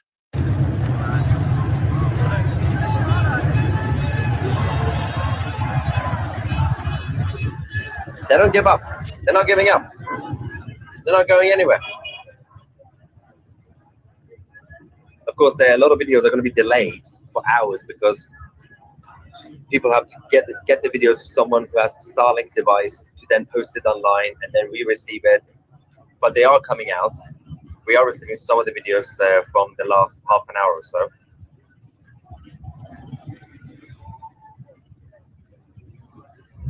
Crazy stuff. Now, we're going to go to the Crown Prince Reza Pahlavi, his latest urgent video message shortly. Rebecca, I'm afraid of the Julani forces entering Iran. Why are you afraid, Nidash? They entered a long time ago. What are you afraid of? They're already there. The Uzbeks, the Chechens, all the psychos from all over the Middle East are already there. So when their own regime thugs are getting assassinated, they are publishing it. They are now showing the images and footage of mosques and Islamic centers that are being burned down. You can see that the picture on the left middle center, that's another copy of the Quran. Quran has been destroyed across the country. Hundreds, they are now saying hundreds of mosques have now been destroyed by the Iranian people. As a reminder, don't forget, these buildings are not necessarily just your religious buildings for the Islamic side. These buildings are also headquarters and bases for the IRGC Basij unit. They go inside, they store their weapons there, they have their food and drinks that they are not giving to people, and they go hide in there once they are ready, they come out and they start shooting people. So these are basically headquarters. These are military bases at this point. They're not just your religious symbols, but also false religion anyway. Having said that, despite the connections, about the lack of connections with inside Iran, the Islamic Republic continued to directly communicate with the mainstream media. And the mainstream media in the West are only seeing the Islamic Republic as a credible source, which is hilarious.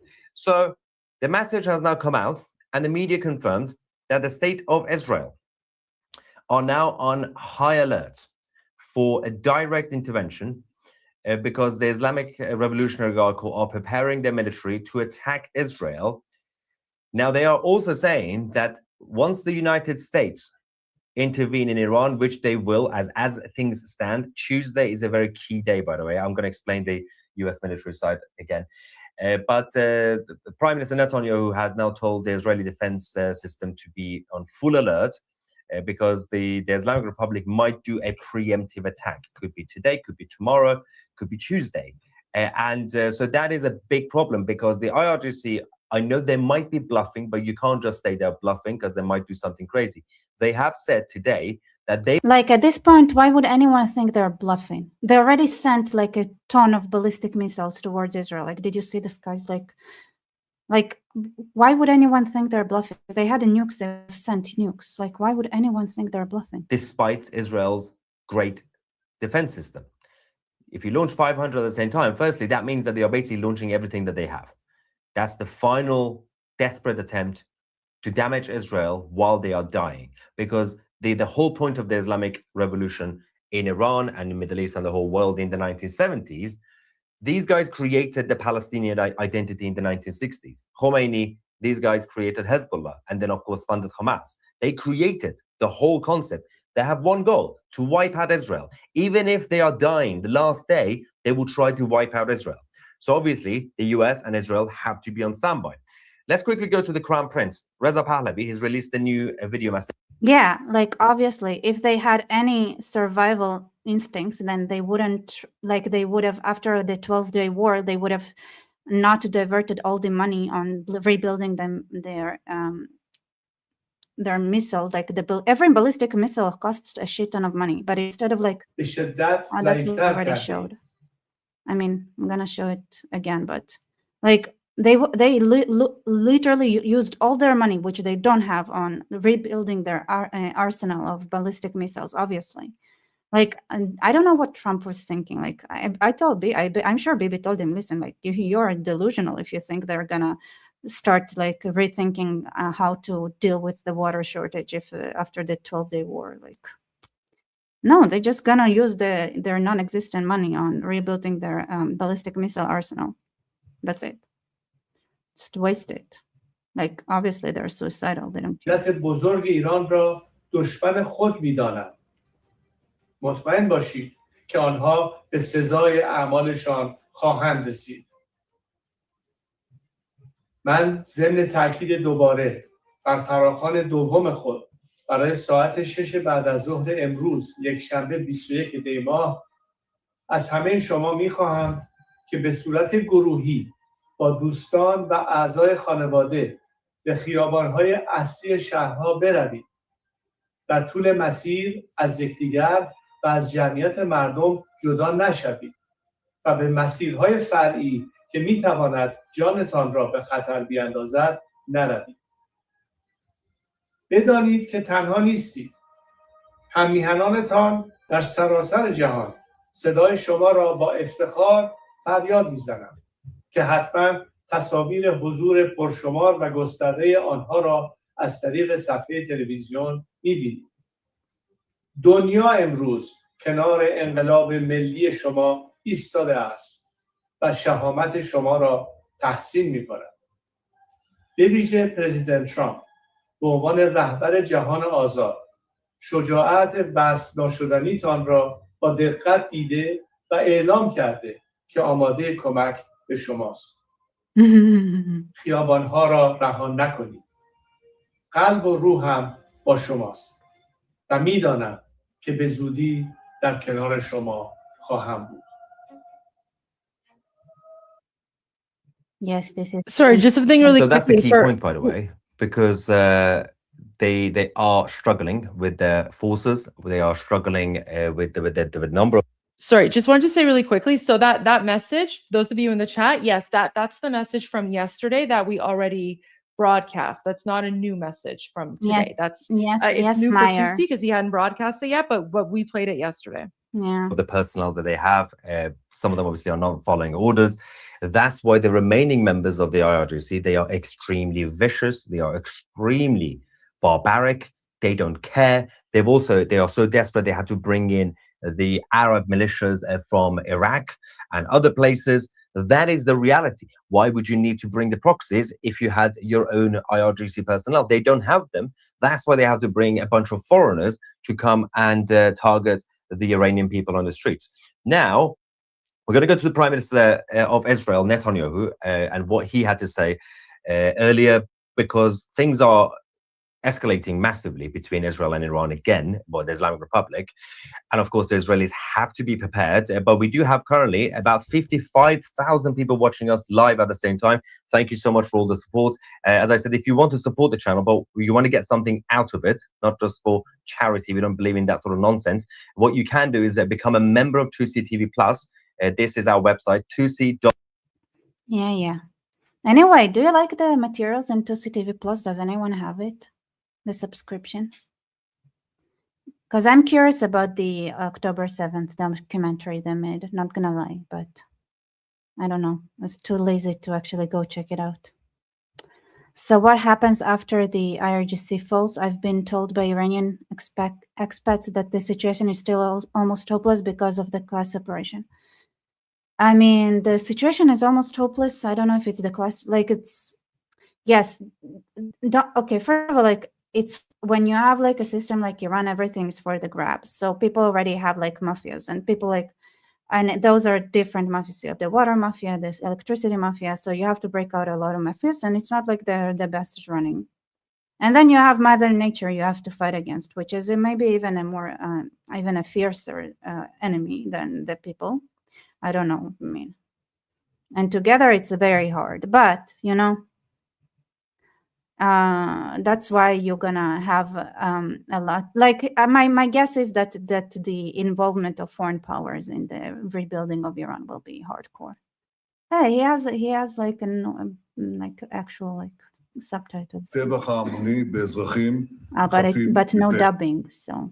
אנו תקווה שהאומה הפרסית תשתחרר מקרוב מעול העריצות, וכשיום זה יגיע, ישראל ואיראן יחזרו להיות שותפות נאמנות בבניית עתיד של שגשוג ושלום לשני העמים. Great. Yes, absolutely spot on, Prime Minister. And obviously, in terms of what the Israelis should be doing, the Israeli Defense Forces, Eyal Zamir, the head of the IDF, earlier on sent out the message saying, well, the internal affairs of Iran, it's its own business. So there have been a lot of disagreements between the IDF and the government because the Israeli Defense Force, especially Eyal Zamir, has been extremely cautious even over the last few months when it comes to any action against the IRGC. He was also very cautious about the full-on invasion of the Gaza Strip, if you remember, about 6 to 9 months ago, when just before the so-called peace deal, when Prime Minister Netanyahu was considering an all-out conquest of Gaza, Eyal Zamir didn't like it. One of the main reasons is because as the head of IDF, he believes that his job is to defend Israel, which means if the Islamic Republic goes crazy, just like what they've been saying today, they could be launching 500 Khaybar ballistic missiles on Israel. Having said that, whether the IDF do something or not, seems like the Islamic Republic is going to be attacking Israel anyway. Preemptive attack, they call it in Tehran. So I have no idea. I'm not really sure if Israel decides. I don't know if he mixed up Herzi and Zamir. To help the Iranians. This is the fight between Israel and the Islamic Republic. In 1979, the Islamic Republic declared war on the Jewish nation. They want to. I want to say, for the record, okay, let's make things like put things like in order. First, they declared war in America. And after they declared war on America, they declared war on Israel. I want to set the record straight, okay? People get confused. Oh, America is getting involved with Israel fights. No. Israel got dragged into this stupid war because of America, all right? First, they declared war on America, and then Israel got dragged into this as America's friend, all right? That's secondary because they are Shiites, all right? Like they are not as obsessed with Jerusalem as the Sunnis are. So let's make that part clear, okay? This is not America intervening in Israel's war. This is America that had went into war with Iran, and then Iran declared war on Israel after it declared war on America, and then America decided that it's very more convenient to pretend that it was Israel's war to begin with.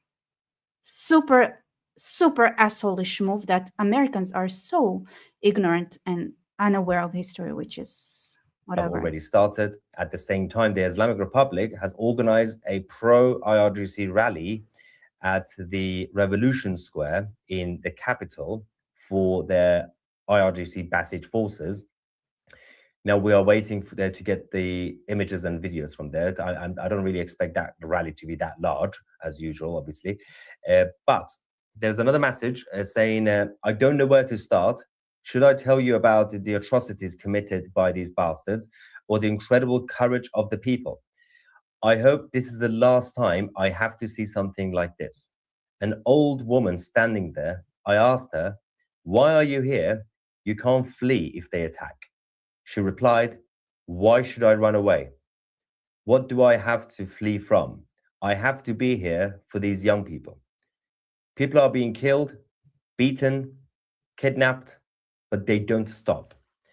They know that if they don't win, the regime will massacre all of them. The regime has no mercy. Please, please, please don't leave us alone. This is the message, of course, from Iran to the rest of the world watching. Now, there is also, this is actually one of the messages that we received earlier from 5:50 p.m. local time. That's Tehran, Karaj, Mashhad, Shiraz. All these areas have already started their gatherings. We will be getting more updates. As said, a big shout out to obviously Ilya Hashemi, the journalist.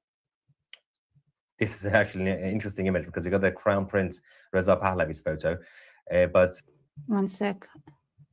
And then there is me, the 36 Mafia. I don't know what that means, but thank you for your support. First Consul, should Americans take threats by Britain and France to deploy troop sanctions against the US seriously? I would say yes, because clearly France and Britain are losing their minds completely. So I wouldn't listen. Is it ridiculous? Yes. But did Iran declare war on America? Was that ridiculous? Yeah, it was very ridiculous. So, but America was gay, so I don't know.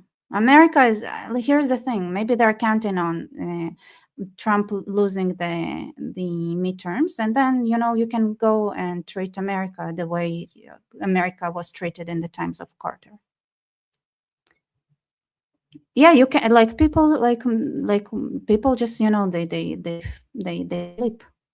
They walk, they see a banana, they slide on the banana, they hit their head, and they get up, and it's a new person. New person, yeah. When you talk to people, the majority say that this time there is really no room to retreat, because if the regime survives this stage, they will commit massacre beyond anything ever seen before. Generation Z and Generation Alpha, the younger people, have raised hell on the regime. They are so brave, it's unbelievable. Field leadership is practically in their hands, but there are plenty of middle-aged and elderly people seen in the crowd. All kinds of people are on the streets: employees, merchants, factory owners, workers, students, pensioners, retirees, everyone. So that's that. Now, let's quickly go to the video that we received, the eastern parts of the capital. I am very much in favor of what I'm about to show you. I am very pro this. In case you don't know, taxation is theft, okay? So the Iranian people have decided to burn down The tax office. The tax office in the capital has been torched. Taxation is theft. Don't tread on me. Look at it. They did that last night. Oh wait, you don't see. Hang on. What is going on? There we go. Now we can see. Look what they've done to this. It's gone. It's been destroyed. That's what you get. That's what you get for stealing people's money. Many of the government buildings have been wiped out. A lot of them have been completely damaged. As I said, hundreds of mosques around the country as well. Let's talk about the US military, because this is the important part of the developments. A lot of people are asking, so what is the situation? Why can't the Americans just make a move now? Well, it doesn't work that way, because there has to be, as I've already explained, President Trump doesn't just make a move randomly. He doesn't just randomly start a war. He's been very critical of incompetent projects like the Iraq war. So if he's to make a move, he wants to make sure it's quick, it's smooth, and it wins. Like how he managed to go pick up Maduro and hand him over to his friend Mamdani in New York.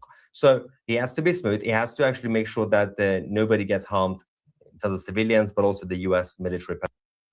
Yeah, I cannot wait for the fight of the burgers and the baguettes. Because they have to have enough of their aircraft carriers being sent all the way to the Middle East. Now, we got the Diego Garcia base. You got some obviously flying from the US to Europe, from Europe to the Middle East. But one is the actual mobilization of the troops. Number two is the most important thing. Right now, the military in the US have asked for some time, just slightly more time, instead of doing it last night or now, to ensure that the operation is smooth. They are saying publicly that by Tuesday, President Trump will decide, by having a meeting with the military, to decide on a range of different options, because there are a number of different things that you could do. One is just targeted assassinations of the leadership. One is to just wipe out all the government buildings. There are so many different things that they can do, so that once they make the move, it's over. So it's not that publicly, simple. it's Tuesday, right? It might be tomorrow. You never know, because they might surprise the Iranian regime. But the Iranian regime already know that, as far as we know, the Americans are probably going to make a move. So they are already on standby anyway. So, but considering there's a lot of pressure right now on the White House, because President Trump repeatedly said, if you start killing people, we're going to come and we're going to hit you hard. And he hasn't made a U-turn on that, despite the fact that a lot of people said, I wonder what they're oh, he gonna just eat. said one thing, he doesn't mean It's not it. that simple. He's been doubling down every single day. Like the last day or so, he's been like even if you hit like the ballistic, first of all, like there needs to be cyber attacks for sure. Like, but they already deleted all the RGC bank account stuff on the 12-day war. So there needs to be some cyber attacks first. But like, it's not that simple, because to oppress your own population, you don't need heavy equipment, artillery and stuff like that. So it's harder. It's easier. It's like it's more. It's like in a lot more hiding places that are smaller. It's not like ballistic missiles that are like large. And you hit them. It's not like, it's not that simple. It's not that simple when you oppress your own people to know what to hit, because it is a lot of it's a lot of Islamists that are operating, and they built their system really, really smart. The IRGC, like they have a lot of IRGCs which are separate. They operate separately, so they have like an escalation ladder, as well as like having the same structure over and over and over and over for redundancy, right? So you hit one structure, there is another structure, and there are hidden structures, and there's like they were paranoid. Okay, they built it in a very paranoid way to make sure they can massacre their own population, right? And there's a lot of people like that have a lot to lose. So think that a lot, like it's easy for a lot of people to know who were the assholes that were cooperating with the regime, right? Who were the killers, who were the rapists. Like, so there is a lot of people that would really go all the way. And it's not that like everybody is not Islamic in Iran, especially since the tone of the protest right now is very secular. And there are plenty of people who are not secular, and they're also like, and willing to die for Allah. So it's complex. It's not that easy. For them, it reeks of the stench of overthrow, and they know it too. Without exaggeration, this is what I've seen with my own eyes. The videos that are coming in, which barely make it through, might only be 20% of the reality at best. It's impossible to show the entire population. The crowd is in the millions and astonishingly coordinated. This morning, I went to the grocery store to buy a few things for the house and asked how long they will be open for. They said 3 p.m. They said, if we don't close, it's a betrayal to the Iranian people. Here, everybody is talking about the king. Everyone is brimming with energy. Let it reach the king's ears that since he said he is preparing to return to Iran, the people have gained momentous energy. Nobody says this anymore, that if it happens, everyone knows that it's over. They are fighting with all their might just to make it happen sooner. I say it again. In the past few nights, I haven't heard any slogan other than Pahlavi is returning. Long live the king. Another thing here, right? Like I 100% believe the Iranian population will win, right? I'm just saying it's going to be a fierce. It's not going to be so easy, and there are a lot of reasons why the other side would not back down too easily. Let me tell you. First of all, like they have suicidal mindset because they're Muslims to begin with. Second of all, like another thing to consider is that this war is not going to end with Shah returning, right? Even if you break down all the water mafias and everything, and you have all the technocrats coming. Then you have to fix something that is basically almost not fixable with the amount of damage they did to the nature in Iran and the water and the fact that like there is pollution and the crazy pollution, water shortage, water how it's called, like the ground is cracking, right? So think that there is probably some percentage of a population that knows what's gonna come, and they're like, you know what? I think the better strategy is to literally kill 90% of the population, and then that would make it way easier to manage the resources that they have in Iran right now. So my guess is that there are also people who would think like, you would have to kill 90% of the population has to die.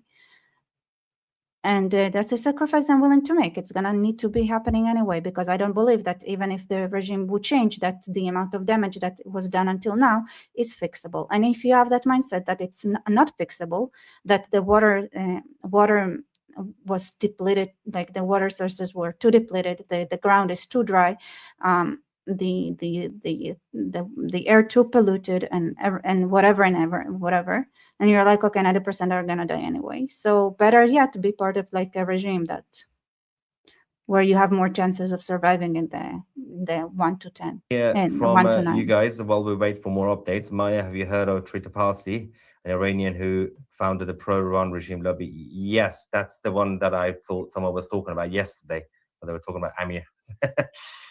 You are the main media of the UK right now. Well, hopefully the world, because nobody else actually no media outlets actually doing this.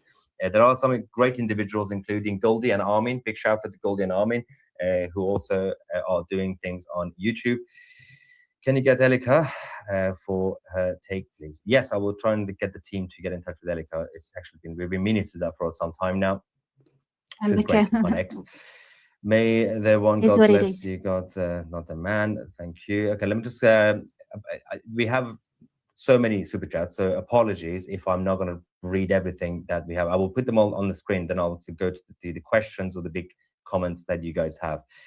Thank you for all these. Super sticker and massive $100 super chat. Thank you very much. Saying you are doing good work. Well, I appreciate that. Freedom will ring in Iran again. Amen. Amen. I mean, I'm just, I don't want to discourage people or anything like that. I'm just honest about, like, it's not easy. But, now what I feel like drives both sides is the realization that they have no other choice, right? So either like it's very important to understand like you should not underestimate your enemy because they're fighting out of desperation, and also the Iranians in general are fighting out of desperation. So both sides are fighting to the bitter end. To the bitter end.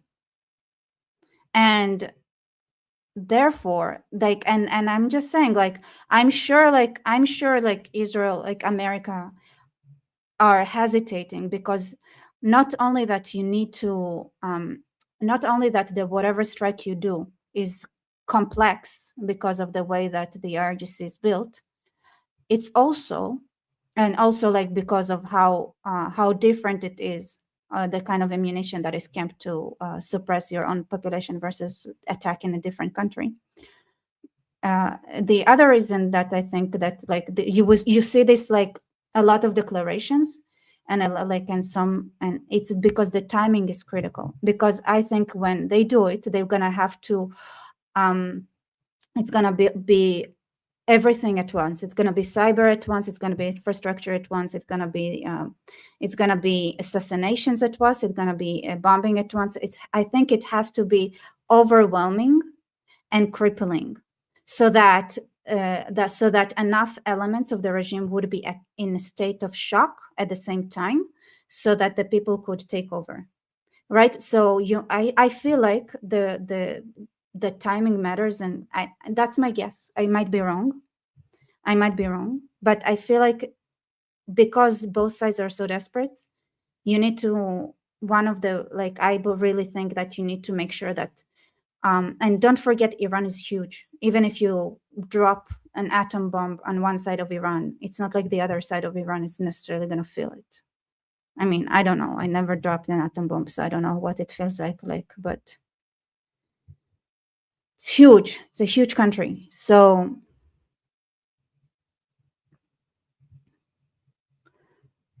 I think that the state of shock needs to be in parallel all over at once, to make sure that that's the ideal scenario, right? Otherwise it's going to be hard. Disconnected, everything is done. There's no internet, there's no landline phones, so this is going to get very bad. But they do need, at this point, they need that final push, the final support. After the fall of Pahlavi takeover as an absolute monarch, it's not going to be absolute monarch like dictatorship. It's an interim government. It will be an interim government. It's basically bureaucracy until the referendum, which won't be that long. And then, of course, there will be a prime minister, democratically elected, and then you can continue. I just see special kind of stupid if they attack Israel. Yeah, but that's all they care about, wiping out the Jewish nation. What benefit would there be for Iran attacking Israel? It's literally, they will fulfill their promise since the 1970s. Yeah, I mean, I think confusion and also somehow psychologically making the IRGC feel that they cannot trust each other, right? Make like a scenario where they're starting pointing guns at each other.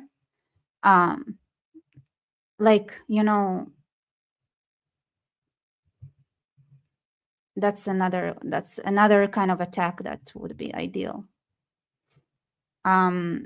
Which is, I guess, one of the reasons, but everything they do, it's like, everything could be a double-edged sword. So it's, no, I don't think we should underestimate the country that had invented the game of chess. It's a complicated game. Plus on our chat forum to directly speak to you guys, and I'm going to explain where at the end of the live stream. So keep watching. I'll tell you where to go to find me if you want to talk to me directly. Israel, thank you. Why has Israel been kicked out of every country? They haven't. Israel is always been in one place in the Middle East. You can't move the country. What you mean is Jewish people. Not Israel. Why has Israel been kicked out of every country? You can't move a country into a different country. You mean Jewish people, and obviously a lot of people want to kill them, as you guys know, for the past, 2,000, 3,000 years, actually a bit longer. So, but they just refuse to die. So people hate them more. Not more people, anti-Semitic people, the enemy. They just hate them more because they're like, why can't we kill them? Well, you can't kill them. It's just not going to happen. They are very resilient. Stop trying. Just give up. It's not worth it. Freedom for Iran. Do you know any Dariush? Would be interesting to hear him interview. I could get the team to get in touch as well. Thank you very much. They say at this point over 2,000, more than 2,000 people have been murdered. Support this channel. Yes, listen to this guy. Support the channel. Taxation guys, is you theft. should Grow support up. Oh my my God, channel too. I've just managed to offend a liberal. Just Sorry, saying. guys. So I And said buy me taxation as coffee theft, as a or joke, and I said, support grow my up. job here. Taxes for the benefit of the people isn't theft. The freest, most democratic countries have taxes. All forms of extremism are stupid. Quotation, Karl Marx.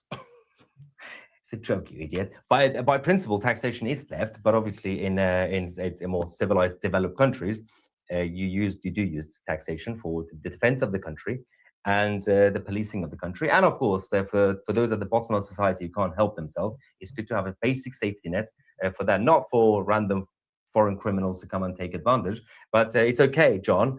Breathe. Everything is fine. Your liberalism still stays around. It's okay. Don't worry. Bloody hell. You insult their Yes, taxes. thank you. They Support love to steal Rebecca. people's money. I love that concept. Support Rebecca.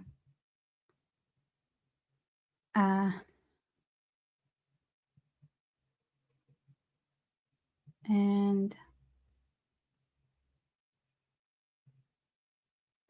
yeah, I ran out of tea. Kind of want to refill my tea.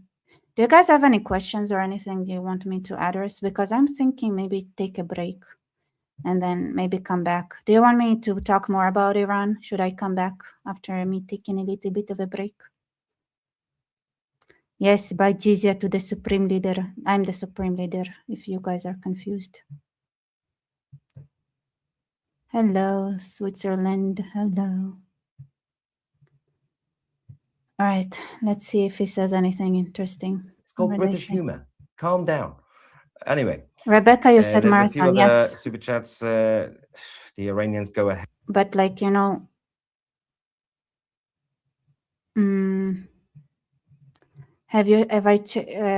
did I check Armin's initiative? Yes. Do I believe in it? I believe that my way has better information behind it. Says, is there any way the people on the ground can get hold of the internet connection and bring it online? So those who have Starlink have, but some people have been trying to use Starlink to give internet to the others, which is kind of interesting, but it's still limited, unfortunately. Big super chat saying $50 towards your statue at the new pub. But the statue will not be in the pub, but yeah, it will be just outside. But yeah, can't put the statue in the pub. That's weird. Outside, yeah, makes sense. Yeah, there is a bloodbath in. Why not? All right. There is a bloodbath in Iran right now. There is a bloodbath. But,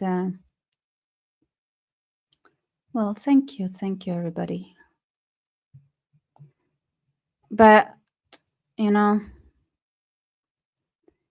it's a fact. It was never gonna be easy. It's not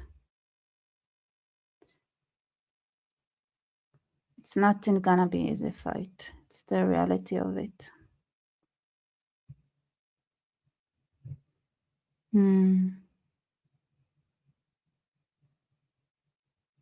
What? Is there a question that I missed out? Yep, the people of Iran are in my prayers today. God give you strength. Thank you. Thank you. Thank you for choosing to watch my channel. Here, let me. But the president's team, they will relay the messages. Why attack Israel at this point? Well, I explained because they are mental, and hope other citizens are being censored for social media posts are being inspired by this. But unless you mean people in Iran, obviously, that they can't even have basic access to internet. But yes, the rest of the world, watch this. Did the US blowing up ISIS? Yes. By the way, like, let's say for some reason their attack on Israel is successful, then, you know, all of the Middle East can celebrate Iran and like worship them, and they're gonna go and they're gonna flood Iran slaughter the original citizens that were protesting and replace them with a new Islamic motivated crazy psychos. And that's another way to make sure the regime stays in power and just getting rid of the unnecessary population of Iran. You know, if that's like, maybe at some point that's the only way they can see themselves getting out of the situation they're at.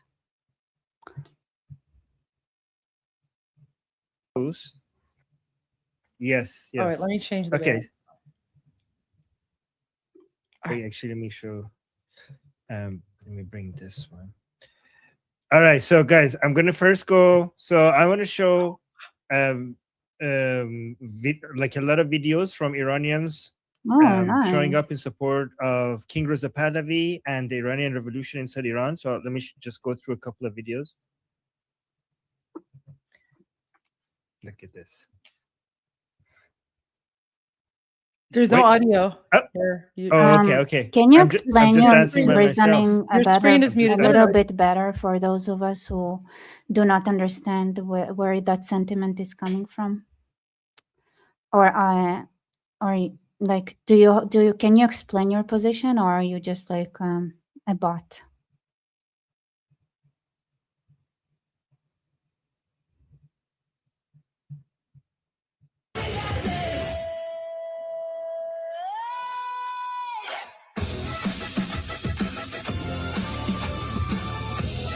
Yep, a mindless zombie bot, like I thought. Of course you are.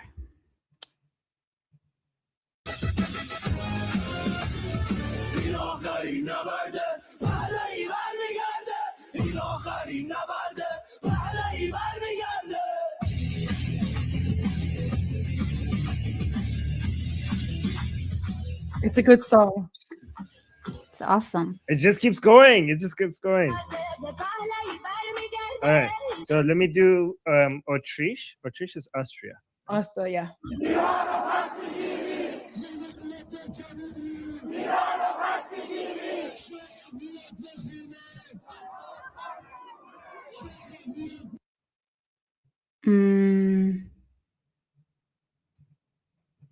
I'm not a rock fan.